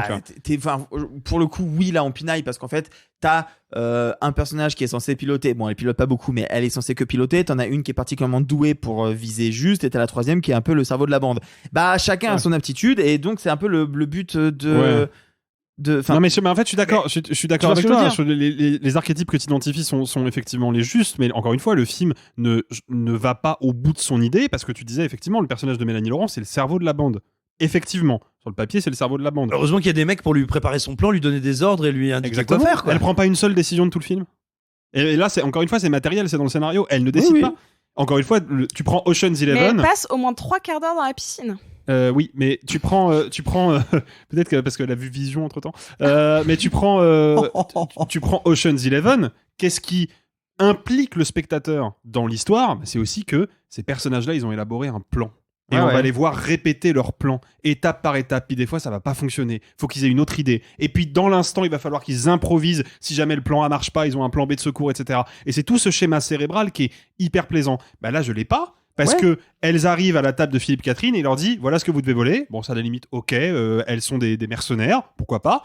Et voilà comment vous allez vous y prendre. Je fais, ah bah, du coup, qu'est-ce qu'on va faire pendant les 45 minutes qui me séparent du climax, vu qu'on leur a déjà servi un plan pré-mâché tout clé en main, tu vois. Bah, on va constater les difficultés qu'elles vont avoir à exécuter le plan. Non, mais en fait, c'est ce que je disais tout à l'heure. C'est un film bâtard qui est à moitié un film de braquage, à moitié un film d'action, à moitié une comédie, à moitié un drame. C'est peut-être là le problème. Mais j'ai vu, parce que je veux pas monopoliser le discours, mais j'ai vu Sophie faire un petit de la tête quand t'as dit justement, on va constater la difficulté qu'elles ont à mettre en place le plan. Bah oui, non mais c'est... je suis désolée, mais c'est que je les sens pions pendant tout le long, je les sens jamais force de décision, et même, je crois que le personnage que j'aime le moins de tout le film, c'est celui d'Adjani, que je trouve... On est d'accord. Ignoble, mais ignoble. Adjani, elle est pas là, de toute manière. Vraiment, elle fait pas le film. Hein. Elle est un espèce de cliché de méchante, de boss tyrannique, pseudo-psychotique. Enfin, ça va pas du tout. Mais, en plus, normalement... Allez, je vais essayer de reprendre des archétypes parce qu'il y a des films à archétypes qui fonctionnent. Si on leur dit, ok... Parce que là, c'est le dernier braquage. En gros, c'est l'idée. Pourquoi le film a beaucoup d'enjeux ? Parce que c'est le dernier braquage. Après, elles peuvent se ranger. Tu vois, genre, en tout cas, Mélanie Laurent, elle a envie de se ranger. Là, c'est super original. Mais encore une fois, non, je fais exprès. Ça peut marcher. Tu vois, à la limite, ça peut marcher. C'est le dernier braquage. C'est hyper important. Il y a beaucoup d'enjeux. En plus, elles sont menacées pour le faire. Genre, il y a une... Bah, au final, du coup, moi, je suis un peu embêtée de les voir... flirter à Corto ou je sais pas où elles sont. Elles ont l'air de très peu se préparer, je trouve. Non, mais je sais plus où elles sont en Corse. Peu importe, elles sont en Corse. Peu importe.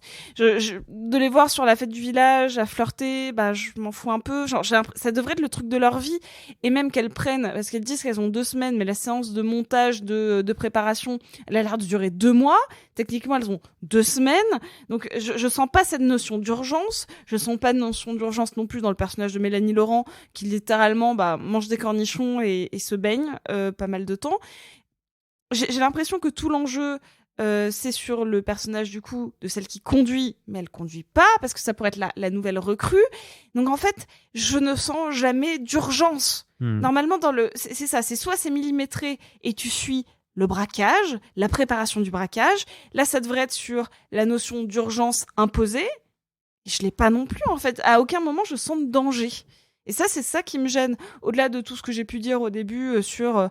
quand je disais poussiéreux, c'est même pas... Je pense pas que le film soit misogyne, parce que je pense pas que ni les actrices, ni Mélanie Laurent le soient. Pas du tout. Donc je dis pas que le film est misogyne. Je pense qu'il a repris des clichés qui, malgré eux, le sont devenus.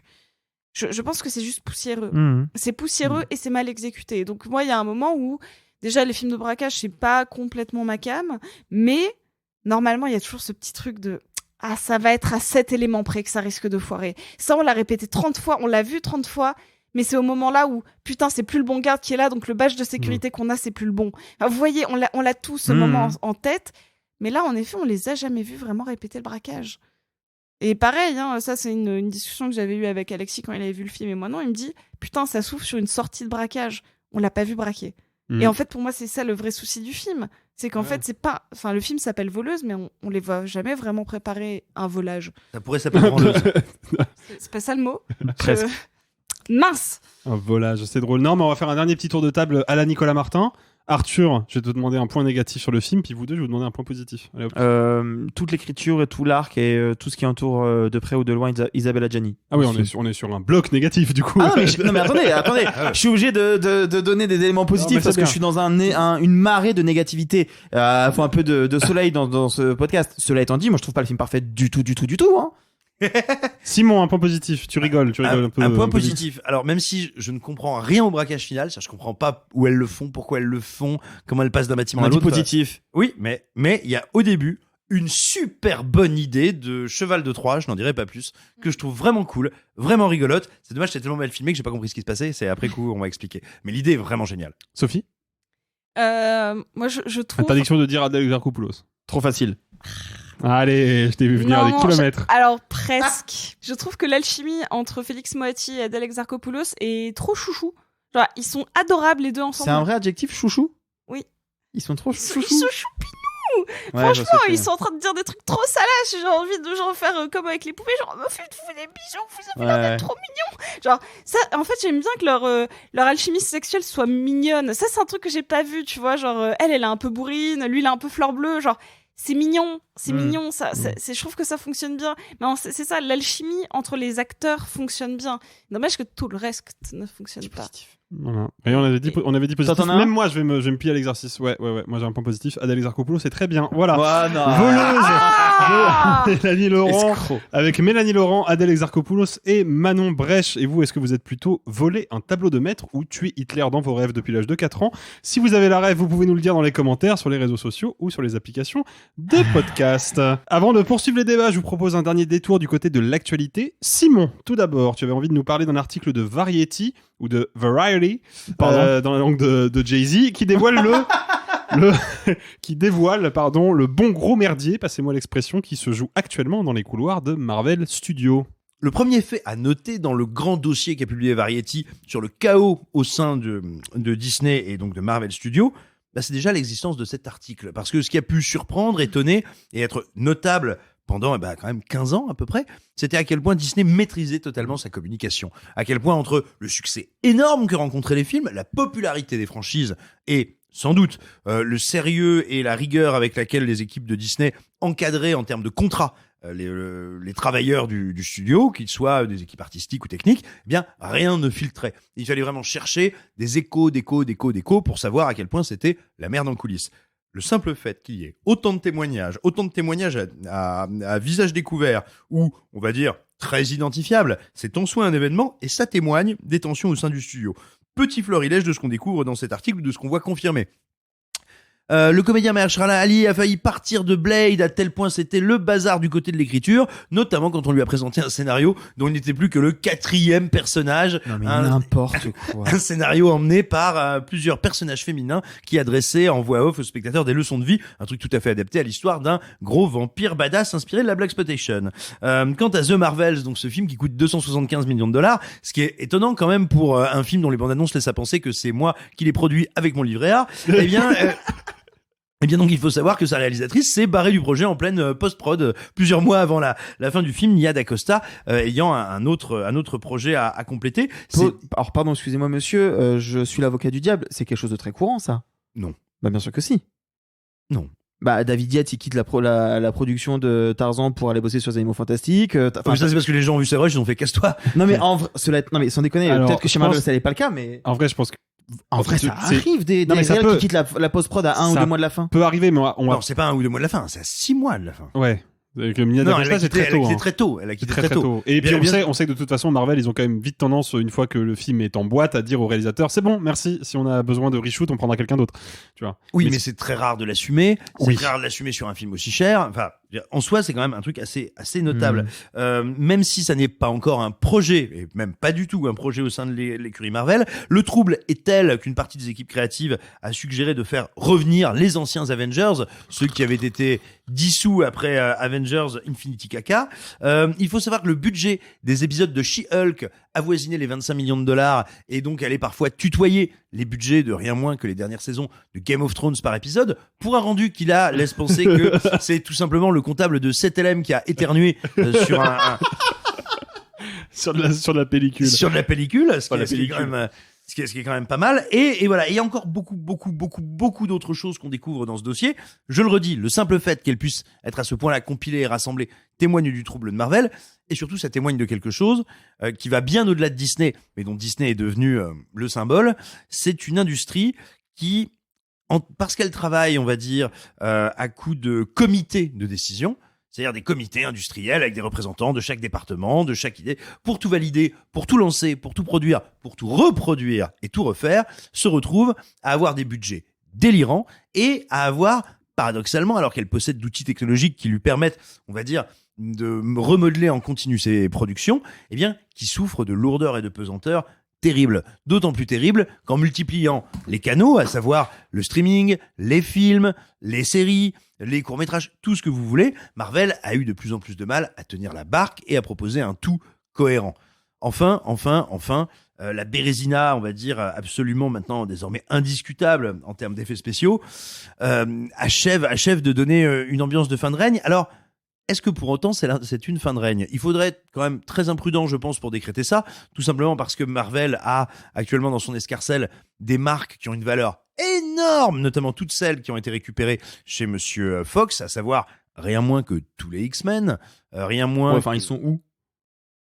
Oh bah, la c'est c'est pas comme ça, c'est pas lui le patron de Marvel. Non mais c'est la question que pose Variety, c'est qu'en fait tous les fans et tous les gens qui assistent au screen test, etc. disent ok c'est cool, mais en fait on s'en fout de Marvel, ils ont vu des films d'X-Men et en fait ils sont dans la merde parce qu'ils ne savent pas comment les introduire, ça prend beaucoup trop de temps. Et certes ils ont j'allais dire un bonbon en or, je sais pas si ça fonctionne, mais tu vois l'idée. Et en fait ils ne savent pas du tout quoi en faire des X-Men. Oui, non mais d'accord, ils savent pas quoi en faire. Ce que je veux dire, c'est qu'ils ont encore sous le capot, ils ont encore plein de matériaux. Oui, techniquement. Bah oui, mais c'est pas anodin. Les X-Men, c'est la première grosse franchise, on va dire, de l'ère contemporaine hollywoodienne. Il y a les 4 Fantastiques, au moins aux États-Unis, c'est une énorme franchise. Et puis encore une fois, n'oublions pas, je suis sûr que s'ils prenaient la décision, pas forcément de ramener tous les Avengers, mais de ramener un petit Robert Downey Jr., je pense qu'il se passerait des trucs ça ferait des papillons dans le bas-ventre de plein de nerds qui ne se lavent pas assez. Et ce que je veux dire, c'est qu'en fait, ce qu'on constate aujourd'hui, c'est pas tant que Marvel est fini, c'est pas tant que la fameuse superhero fatigue serait advenue. Je pense pas que ce soit le cas. En réalité, ce qui se passe, c'est que Disney est peut-être devenu trop gros pour son propre bien et actuellement Disney n'a plus tout à fait la main. Mais ne les enterrons pas trop vite. Loin s'en faut. Le studio a au moins connu, parce que cette année c'est son centenaire, au moins 4 énormes 4 changements philosophiques et industriels majeurs depuis qu'il existe. Bien des fois on a annoncé sa mort. Dans les années 80-90, à peu près en même temps que les éditions Marvel, papier à l'époque d'ailleurs, tout le monde annonçait que Disney c'était fini et que le pauvre Mickey il allait se prendre un bon coup de Morora et on n'en parlerait plus. On a bien vu qu'il n'en fut rien. Donc gardons-nous bien d'enterrer Disney. Bah après, ce qui est intéressant dans l'article de Variety malgré tout, c'est que ça traduit quelque chose de l'ordre de quelle est la direction pour Marvel depuis Infinity War et Endgame. Et en fait, souvenez-vous, on vous en parlait il y a quelques mois, l'arrivée de Bob Iger, l'ancien président de Disney qui est parti et qui est revenu, était censé changer la donne. Bah spoiler, ça prend du temps. Par contre, là où c'est intriguant, c'est que Iger en fait lui-même est paumé. Parce que ce que raconte Variety sur le côté de finalement on va rajouter des showrunners pour écrire une série d'Ardeville, ce qui est censé être le cas depuis toujours quand tu écris des séries, et ben en fait, dès que Bob Iger arrive, ça aurait dû arriver. Et pourquoi ça a mis autant de temps à se faire ? C'est parce qu'on sent que même eux ne savent plus quoi faire, même Bob Iger ne sait plus quoi faire. Moi, je vais être tout à fait honnête, vous le savez, hein, j'adore Marvel. Ça fait quelques mois que je suis à la ramasse. Et The Marvels, j'ai un peu la flemme de le voir. Mais pas parce que c'est un film avec des femmes, hein, contrairement à 90% d'Internet. Moi, j'adore Captain Marvel, je suis peut-être un des seuls.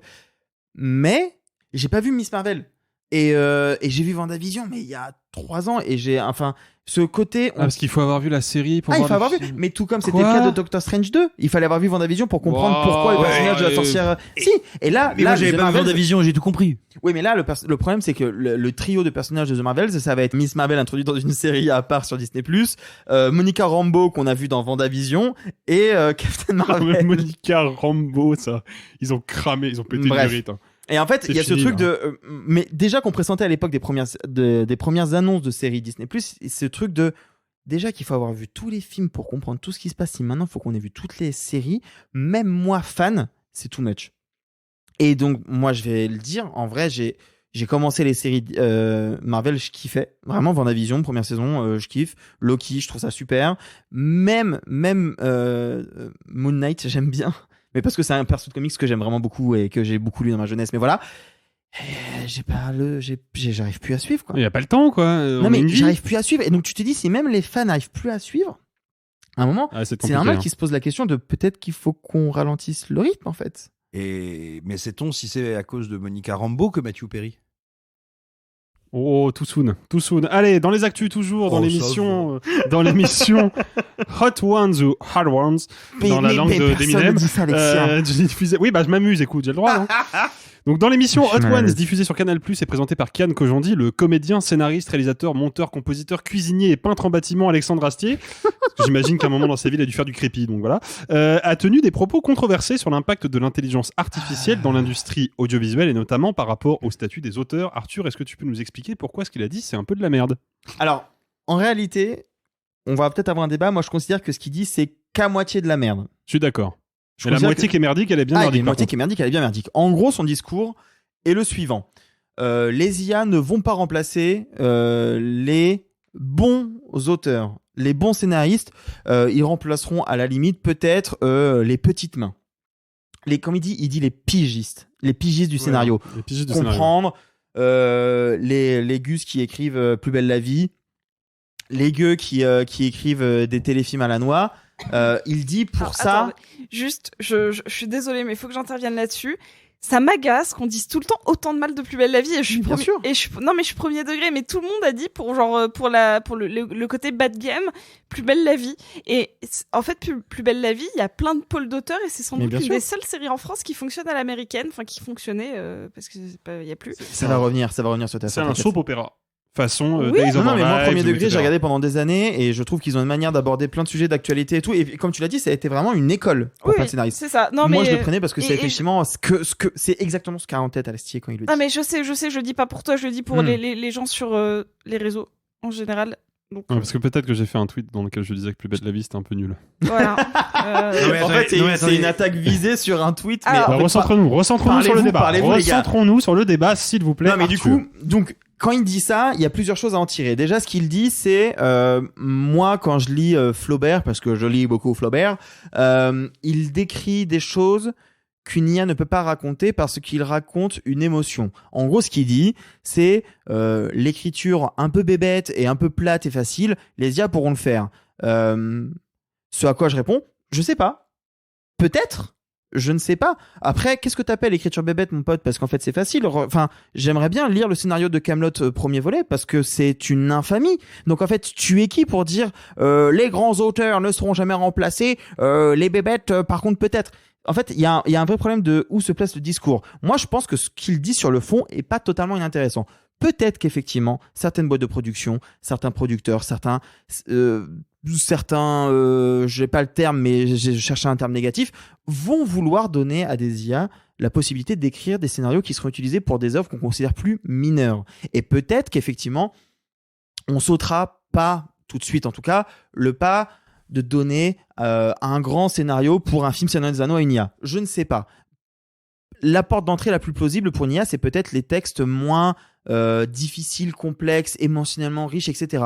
Ok, mais en fait, je trouve que la manière dont il le dit et ce qu'il raconte en fond, ou ce qu'il oppose entre les pigistes et Flaubert, en fait, c'est un mépris j'allais dire de classe, mais c'est même C'est pas un mépris de classe. C'est complètement du mépris de classe. mais c'est plus que ça encore. C'est traiter avec mépris ceux qui ont une importance moindre que toi dans la société. Bon, là, en l'occurrence, dans le milieu du cinéma et de l'audiovisuel de manière générale, c'est exactement ce qu'a fait Alexandre Astier. C'est complètement du mépris de classe. À 200%. Après, encore une fois, moi je suis divisé parce que ce qu'il raconte sur est-ce que les IA peuvent toucher à l'émotion, pour l'instant, non. En fait, non, mais je serais peut-être d'accord avec toi. Mais il donne un exemple précis, il donne un exemple d'un bouquin de Maupassant. D'ailleurs, il dit pas le titre. Comme j'ai très peu lu de Maupassant, je n'ai pas le titre non plus. Attends, on a une encyclopédie sur ma gauche. J'ai retenu la phrase, donc peut-être Simon pourra me répondre.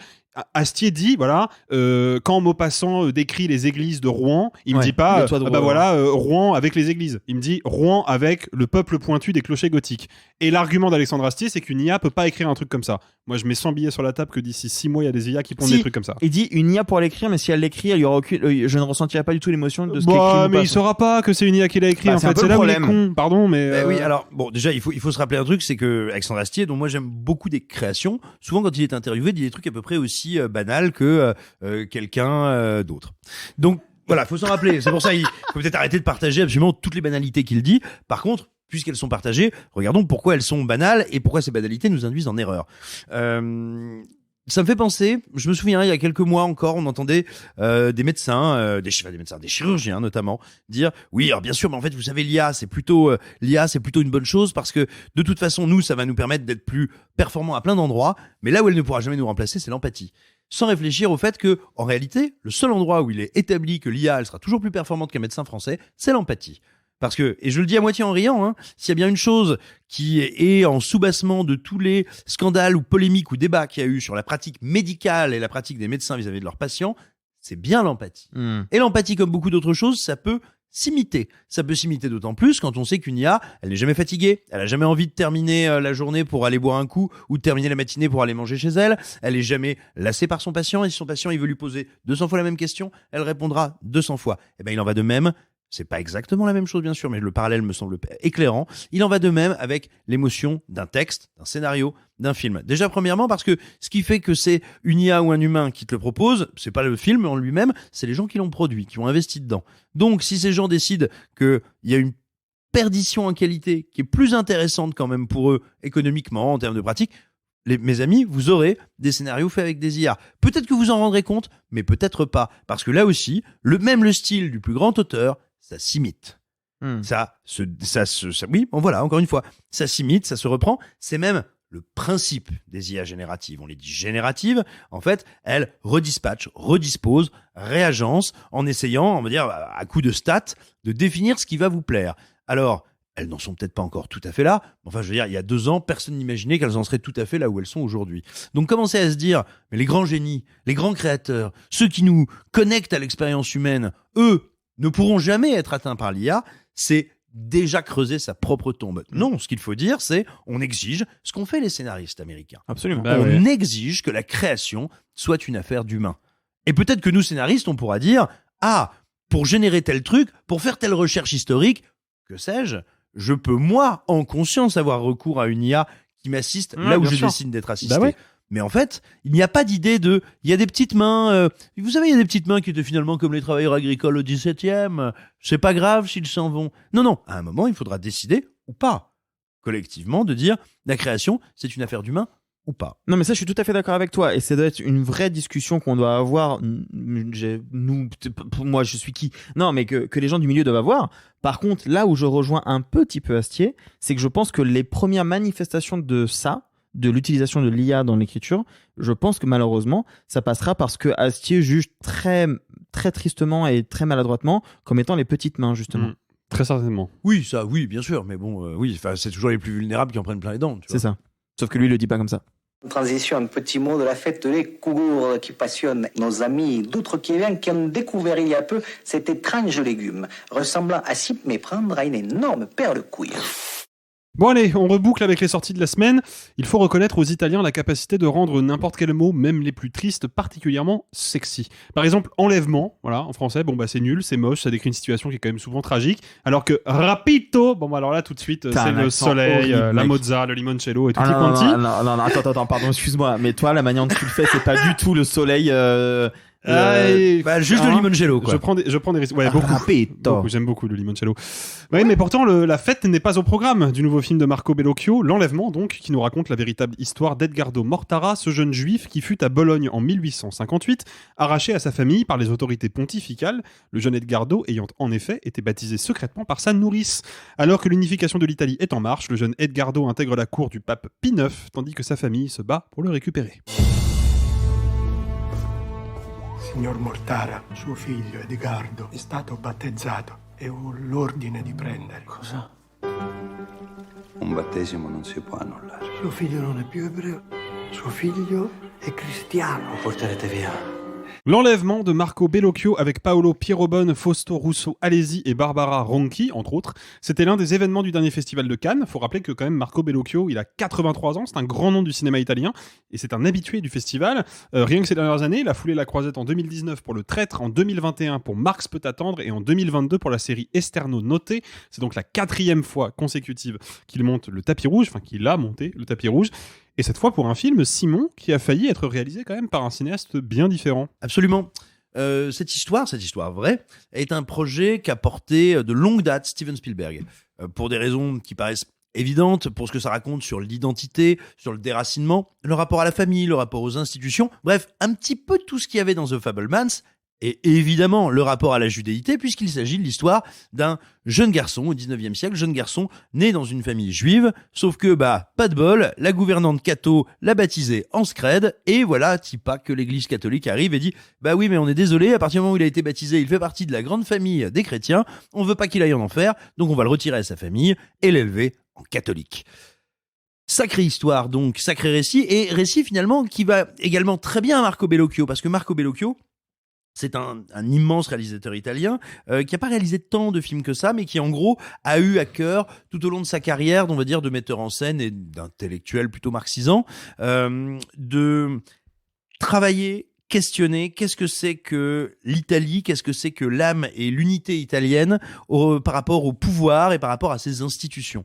Donc forcément, on se doute bien que là, il y a, comme dans Esterno Notte récemment, comme dans Le Traître, évidemment un personnage qui va faire qui va faire l'épreuve de la famille, sa propre famille, du déchirement avec sa famille, la découverte d'une autre famille, une famille théorique, encore une fois, l'institution catholique, faire l'épreuve de la loi, la règle, quand est-ce qu'on la transgresse, quand est-ce qu'on peut ou pas la transgresser.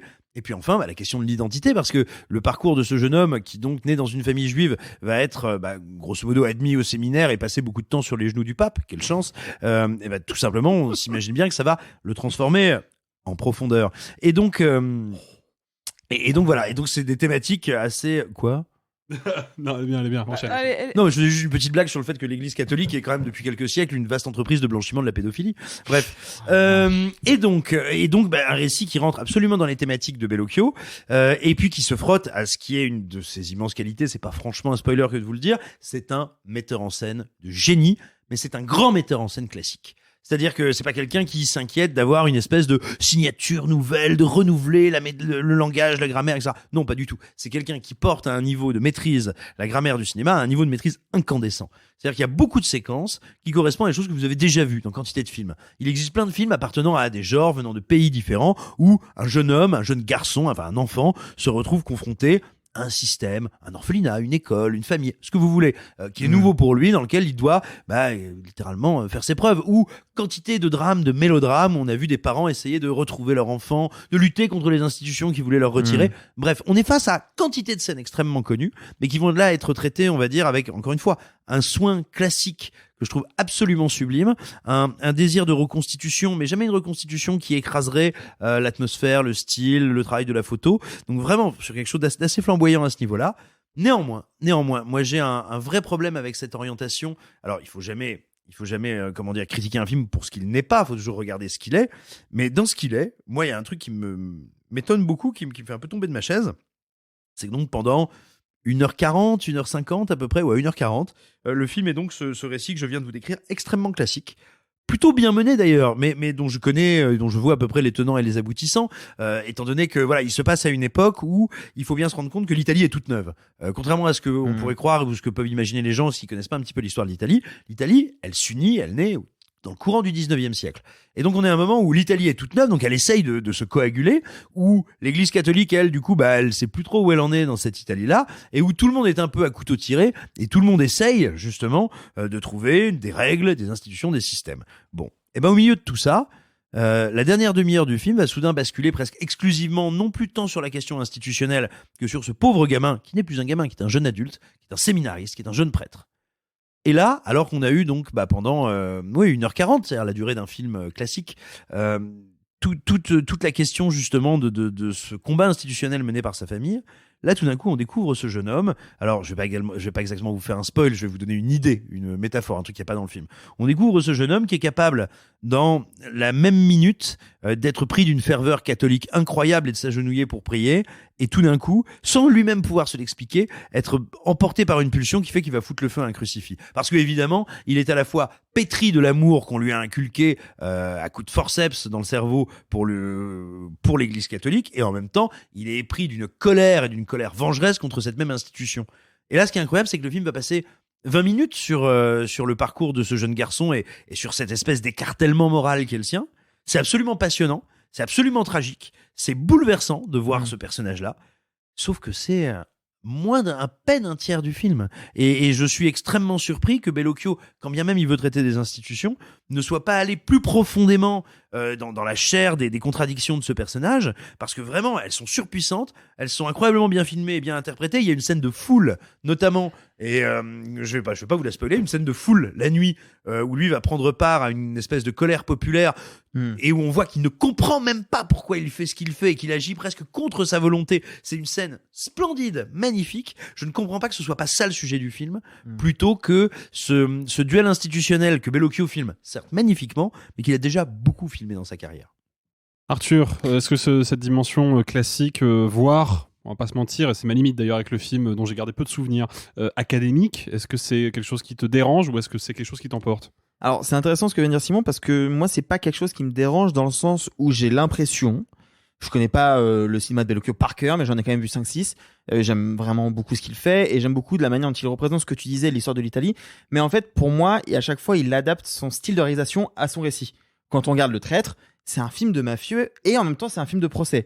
Mais du coup quand tu regardes Le Traître, tu te dis mais ça ressemble pas du tout à Vincere que j'ai vu il y a 10 ans, où en fait il raconte l'histoire de la maîtresse de Mussolini, où là il t'en fait un film tragique, quasi théâtral, où quand tu regardes après dans les détails, tu fais mais ça ressemble pas du tout à la série qu'il a fait en 2022, Esterno Noté, sur le kidnapping de Aldo Moro, où là il te le transforme en une espèce de thriller politique qui est lui-même déjà différent de Good Morning Night qu'il avait fait en 2003, qui racontait cette même histoire. Donc en fait, moi Bellocchio il a ce don et cette capacité que je trouve incroyable de non seulement raconter l'histoire de son pays, parce que c'est indispensable de comprendre l'histoire de son pays, et d'adapter la manière dont il le raconte.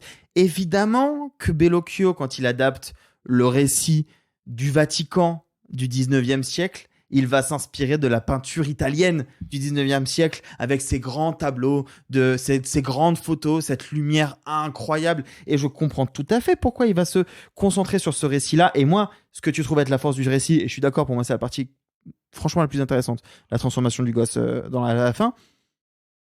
Mais en fait, elle a presque pas sa place dans le film. Moi, je pense que s'il l'avait pu, je pense qu'il n'aurait pas raconté ça. Sauf que c'est ne pas reconnaître à Marco Bellocchio la volonté, et tu l'as dit, de toujours marquer du poing très fort son militantisme de gauche. Et qu'en fait, sa politique et sa vision de la situation politique et sa vision du monde, elle se traduit pas sur les 1h30 de kidnapping, d'éducation, d'un pape monstrueux, filmé vraiment comme un truc dégueulasse, avec une photo et une posture horrible. C'est Jabba the Hutt. Vraiment. Mais non, en fait, elle se traduit sur la fin. Sur cette révolution, littéralement. Je n'ai pas envie de spoiler, mais tu as des scènes de révolte et là tu dis « Ah, Marco, là, je te reconnais !» Tu vois, il y a ce truc où tu te dis... Il est meilleur que le mien, j'avoue. J'ai créé des monstres. Bah ouais, j'ai fait italien le V2, les gars. Mais non, mais je trouve que c'est là où on retrouve la verve de ce que moi j'ai vu dans Esterno Noté, de ce que j'ai vu dans Le Traître. Et en fait, c'est presque le moment où tu te dis, il y a effectivement deux films en un. Et en même temps, je trouve que ça dit tellement de choses de ce qu'est le cinéma de Marco Bellocchio, qu'au final, moi, je lui en porte pas préjudice. À la limite, moi, ce que je lui reproche, c'est même pas un vrai reproche, c'est quand même superbe comme film, c'est magnifique, il y a pas grand chose à redire si ce n'est que bah ouais, on s'ennuie un peu et en même temps le vieux Marco, il fait des trucs de fou. Enfin, genre, lui reprocher ça, c'est quand même hyper dur. Il réussit à pondre un truc, on peut se le dire. Le travail sur les décors, le travail sur la profondeur de champ, l'imagerie du film, elle est sublime. Un petit mot de Sophie pour conclure. Alors, je te rejoins, Arthur. On peut pas lui reprocher d'avoir fait ce film-là à son âge. C'est titanesque comme travail. Et ça, je pense que personne ne lui reproche. Moi, c'est toujours le scénario. En fait, il y a toujours quelque chose dans ce qui coûte le moins cher, ce qui demande limite le moins d'efforts titanesques, surtout qu'on peut donner à un vieux monsieur. C'est en fait l'écriture ou la structure plus que l'écriture du film, parce que l'écriture en soi, elle est assez fine, elle est assez en effet finement politique. C'est à la fois une très belle reconstitution historique et un regard assez moderne. Mais je pense que la structure pêche un peu. Je pense qu'il aurait pu, via un autre système qui peut-être aurait été trop moderne, pour un dispositif trop moderne pour la structure du film, pour l'imagerie du film, mais pour moi, soit d'en faire un film en 2 parties, soit au contraire de mélanger les parties, aurait dynamisé en fait le film. Parce que je trouve qu'il pêche d'une langueur et il devient un peu poussiéreux malgré tout. Il s'ancre dans ce qu'on peut, en fait, ce qu'on a souvent tendance à fuir dans le cinéma. Je pense qu'on a tous, même nous, c'est un biopic. C'est un film en costume. En fait, c'est qu'on a l'habitude de voir beaucoup, dans ce genre de film, des choses très poussives. Là, il arrive à s'en détacher, mais malgré tout, il reprend certains items de ce qu'on appelle le cinéma, c'est ça, un peu rouillé. Et en fait, c'est ça qui me dérange, c'est qu'il a encore une espèce de fougue politique et de cinéaste hyper forte qui, malgré tout, se sont un peu délités avec une forme très classique. Ce qui est dommage parce que tout le reste a une forme de modernisme hyper intéressante. Et donc, moi, c'est pour ça que le film m'a pas emporté, parce que, malgré tout, malgré tout ce qu'on peut y voir, j'ai vu un film très long, très lent, assez verbeux et avec des moments de fulgurance. Et là où je trouve dommage, c'est que ces moments de fulgurance auraient pu être mieux rythmés dans le film. C'est pas ça qui demandait le plus d'implication.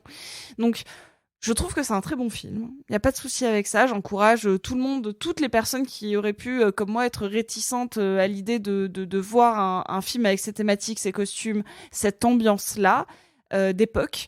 En fait non, ça arrive quand même à nous emporter. Moi je suis plutôt sensible à la première partie et à la toute fin. Je trouve qu'il y a un vrai ventre mou au milieu, mais le début c'est une enquête. C'est l'enquête d'un père qui veut retrouver son fils. Il n'y a rien de plus moderne, il n'y a rien de plus universel que ça. On en fait des thrillers encore hyper fous et très très très poignants émotionnellement.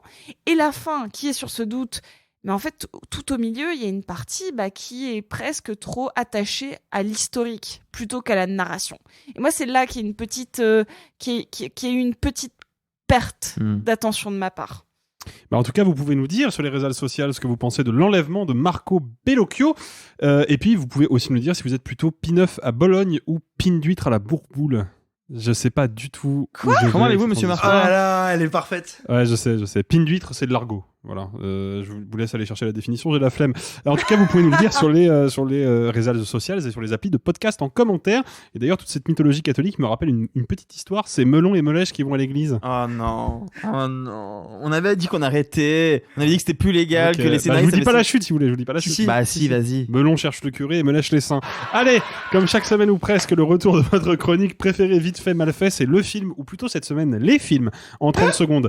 Et c'est Arthur qui vous parle tout d'abord de Flo, réalisé par Géraldine Danon, un biopic consacré à la navigatrice Florence Artaud, célèbre pour avoir notamment remporté la Route du Rhum en 1990 et tragiquement disparu dans un crash d'hélicoptère en 2015. Arthur, top chrono.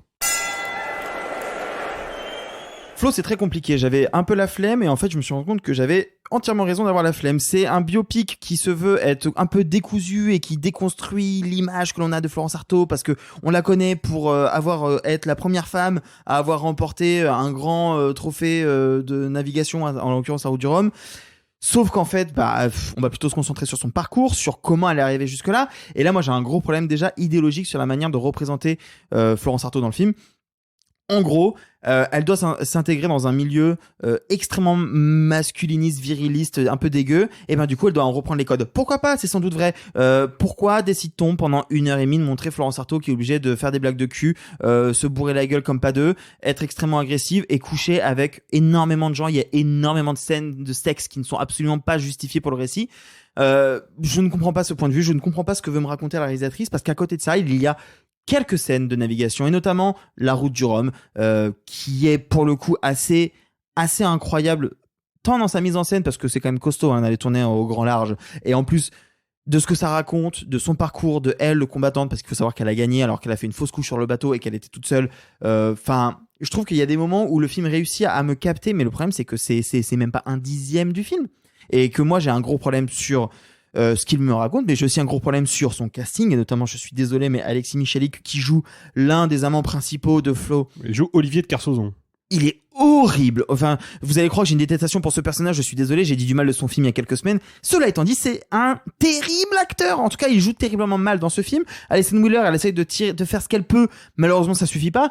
Je reconnais par contre que Caillard, qui incarne Florence Artaud, est assez remarquable, mais le problème c'est que moi j'ai pas besoin de la voir comme ça. J'aurais aimé la voir beaucoup plus sur ces bateaux justement, et moi j'ai trop de scènes avec la famille, j'ai trop de scènes avec les amis, j'ai trop de scènes avec les amants, des scènes qui sont censées me montrer pourquoi elle s'est battue, mais en fait moi ce que je veux c'est certes son parcours, mais je veux surtout la voir naviguer en fait, et c'est pas du tout ce que me raconte le film, je trouve. Donc pour moi c'est un gros échec et j'avais raison d'avoir la flemme.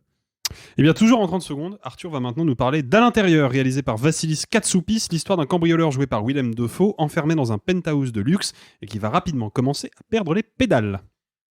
Alors pareil, j'avais pas spécialement envie de le voir parce que les critiques américaines sont assez difficiles avec le film, et en fait je peux comprendre ce qui peut gêner. C'est un huis clos d'1h30, un huis clos où forcément quand on n'a pas de porte de sortie, ça va amener vers ce qu'on peut imaginer de pipi, caca, crasse, saleté, etc. Ok, moi il y a un truc dans l'intérieur que je sauve, outre la performance de Willem Dafoe, parce que c'est vraiment un film de bonjour, je m'appelle Willem Dafoe, je vais vous faire une performance de 1h30. Il y a un truc que je trouve intéressant, et c'est ce que dénoncent les critiques américaines, mais moi je trouve que c'est plutôt malin, la manière dont le personnage du cambrioleur enfermé dans ce musée, parce que c'est littéralement un penthouse musée, va regarder des œuvres d'art à des instants T qui traduisent l'état du personnage principal. C'est-à-dire qu'à un moment, il va être juste dépité. Puis il regarde une œuvre qui traduit ça. Et ça, je trouve ça vachement intéressant. Puis après, il va être complètement dans l'euphorie parce qu'il a trouvé une solution pour avoir un petit peu d'eau s'il met des bouteilles en plastique comme ça et que ça récupère. Et du coup, il va avoir une œuvre d'art qui rappelle ça. Ça, je trouve ça intéressant. Est-ce que ça sauve le film ? Peut-être pas, mais en tout cas, je trouve qu'il y a une volonté de renouveler un peu la notion de huis clos, de film de survie, en le mêlant à de l'art, et en plus avec des œuvres qui sont parfois inventées pour le film, de manière assez intelligente et assez inventive. Flo de Géraldine Danon et À l'intérieur de Vassilis Katsoupis. Et vous, est-ce que vous êtes plutôt Florence Artaud ou Willem Dafoe ? Vous pouvez nous le dire pas mal sur les applis de podcast et les réseaux sociaux. Et ouais, hein. Oh, et puis j'en ai marre. Ça va pas bientôt finir, non ? Allez, il en reste un peu plus. Est-ce qu'on vous le laisse ? Bon, Simon a un livre. Alors Simon, le livre de la semaine. Un livre, je vous donne pas le titre parce que vous le lirez pas. Non, plus sérieusement, moi, en fait, c'est un bouquin que j'ai déjà lu, mais dont je crois pas que je vous avais jamais parlé, et il me semble à propos à plein de degrés. Il s'agit des Mémoires de Louise Michel. C'est disponible en poche chez Folio. Pourquoi Louise Michel ? Déjà parce qu'elle s'appelle Louise Michel, c'est rigolo comme nom. C'est vrai. Voilà. Non, Louise Michel parce que c'est une des plus grandes héroïnes de l'histoire de France, une héroïne passionnante parce que c'est une héroïne populaire, politique, presque épique, qui aura été donc une institutrice, une théoricienne de la Révolution, de l'anarchie, une des principales figures de la Commune. La France après ça, la France l'aura condamnée puis déportée. Bref. C'est quelqu'un d'un petit peu important dans l'histoire de ces derniers siècles et qui a structuré beaucoup du paysage institutionnel, politique et mental et culturel qui est le nôtre aujourd'hui en France. Mais surtout, je trouve sa vie d'autant plus passionnante que la période à laquelle elle se déroule, il me semble qu'il y a des passerelles très fortes à faire. Premièrement, on est à un moment qui, de par son parcours, va poser la question de ce que c'est que l'action radicale et l'action violente. Ce sont aujourd'hui des types d'actions qui sont discutées, qu'elles soient portées au nu ou critiquées. Je trouve que c'est pas mal de se frotter au témoignage, à la vie de quelqu'un qui a dédié sa vie à une action radicale et parfois violente. Ça permet de penser les choses un peu plus clairement. Et surtout, pendant le cours de la vie de Louise Michel, va se passer un truc qui pour moi n'est pas sans écho avec la situation actuelle. En gros, on va dire la partie de la bourgeoisie et ou de la noblesse qui attendait encore un retour de monarchie puis d'empire va, durant le cours de sa vie, progressivement se convertir à la République. C'est-à-dire, non pas que les gars soient devenus super cool, hein, mais cette partie-là de la population qui attendait encore un retour à un ordre autoritaire va découvrir qu'en fait, c'est plus l'époque, c'est plus le moment. Il faut donc passer à la République. Et c'est le moment où on va pouvoir commencer à vraiment structurer gauche et droite, sachant qu'il y a donc une partie du corps politique qui va, on va dire, se convertir à la République, mais dont l'objectif n'est toujours pas la République, mais bien la domination des autres et ce qu'on appellera le capitalisme. Moi, ça me rappelle un petit peu aujourd'hui, effectivement, ce qu'on fait au vocable République et comment beaucoup se cachent derrière ce vocable et pourquoi est-ce que beaucoup ont peut-être besoin d'une petite commune dans les fesses. Sophie. Je vais vous parler d'une série méga feel good qui est sortie sur Netflix cet été, qui s'appelle La loi de la plus forte. C'est vraiment un peu calqué sur Sex and the City. C'est l'histoire d'une New-Yorkaise mi-trentaine qui découvre que son mec est infidèle et comment elle va évoluer avec ses amitiés, ses amours, sa vie de célibataire. Et c'est méga powerful, super joyeux. C'est une petite sitcom avec vraiment tout plein de personnalités du milieu LGBTQIA+, notamment des drag queens qui viennent passer une tête. C'est super court, une petite série d'une 10aine d'épisodes, ça se regarde tout seul et commence à faire froid, commence à faire gris. On a tous besoin de se souvenir que franchement il y a un peu de sororité, que il faut pas se laisser marcher dessus par les dictats de la mode, qu'on peut tous se sentir bien dans nos corps, avec notre sexualité. Et c'est hyper bateau, mais moi, ça m'a fait un peu comme Barbie, je suis sortie de là et j'étais en mode « Oh là là, ma vie va un peu mieux ». Donc, si vous aussi, vous avez envie d'un plaid et d'un chocolat chaud, je vous conseille La loi de la plus forte sur Netflix. Et Arthur, pour finir. Ouais, je vais pas vous tenir trop longtemps. Moi, je voulais vous parler d'un album de Sofia Kourtesis. Sofia Kourtesis, vous la connaissez peut-être pour son single, son tube, By Your Side, qui était sorti il y a 2 ans et qui était tellement incroyable, qui semble intemporel et qu'on a l'impression qu'on le connaît depuis 20 ans, alors qu'en fait, non, il a bien que 2 ans.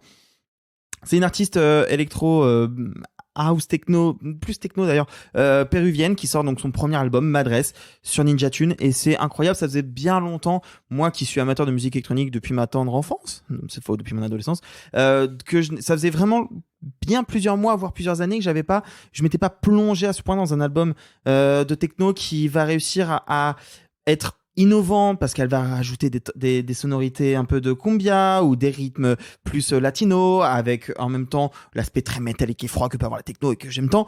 Je trouve que l'album est incroyable dans sa construction. Je pense que c'est un album extrêmement riche qu'il faut encore que je décortique. Je l'ai écouté que 2 fois pour l'instant, mais voilà, Madresse de Sofia Kourtesis, c'est ma pépite du moment. Je l'écoute pas mal et c'est sur Ninja Tune.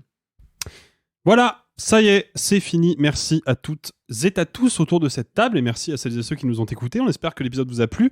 En attendant, on se retrouve la semaine prochaine. Ce sera le grand retour de Nicolas. Mais d'ici là, n'oubliez pas, rendez-vous mardi prochain pour l'épisode spécial Cinéma de Patrimoine. On ira visiter Monte-Carlo, capitale des jeux de cartes et des jeux de mots, en compagnie d'un très grand dramaturge français. Puis avec un peu de chance, si on voit Monte-Carlo, on verra peut-être Monte-Caroline. Allez, bye les amis et gloire à Mathieu Perry. Oh, c'est pas humain, les salauds, ils m'ont épuisé. Au 4e stop, il sera exactement 0h13. Oh la vache! Moi je vais être en retard au lycée! Oh, bah dis donc, t'es bien pressé, toi, ce soir. Ceux qui sont encore vivants, profitez-en pour le rester, allez-vous-en! Arrivederci!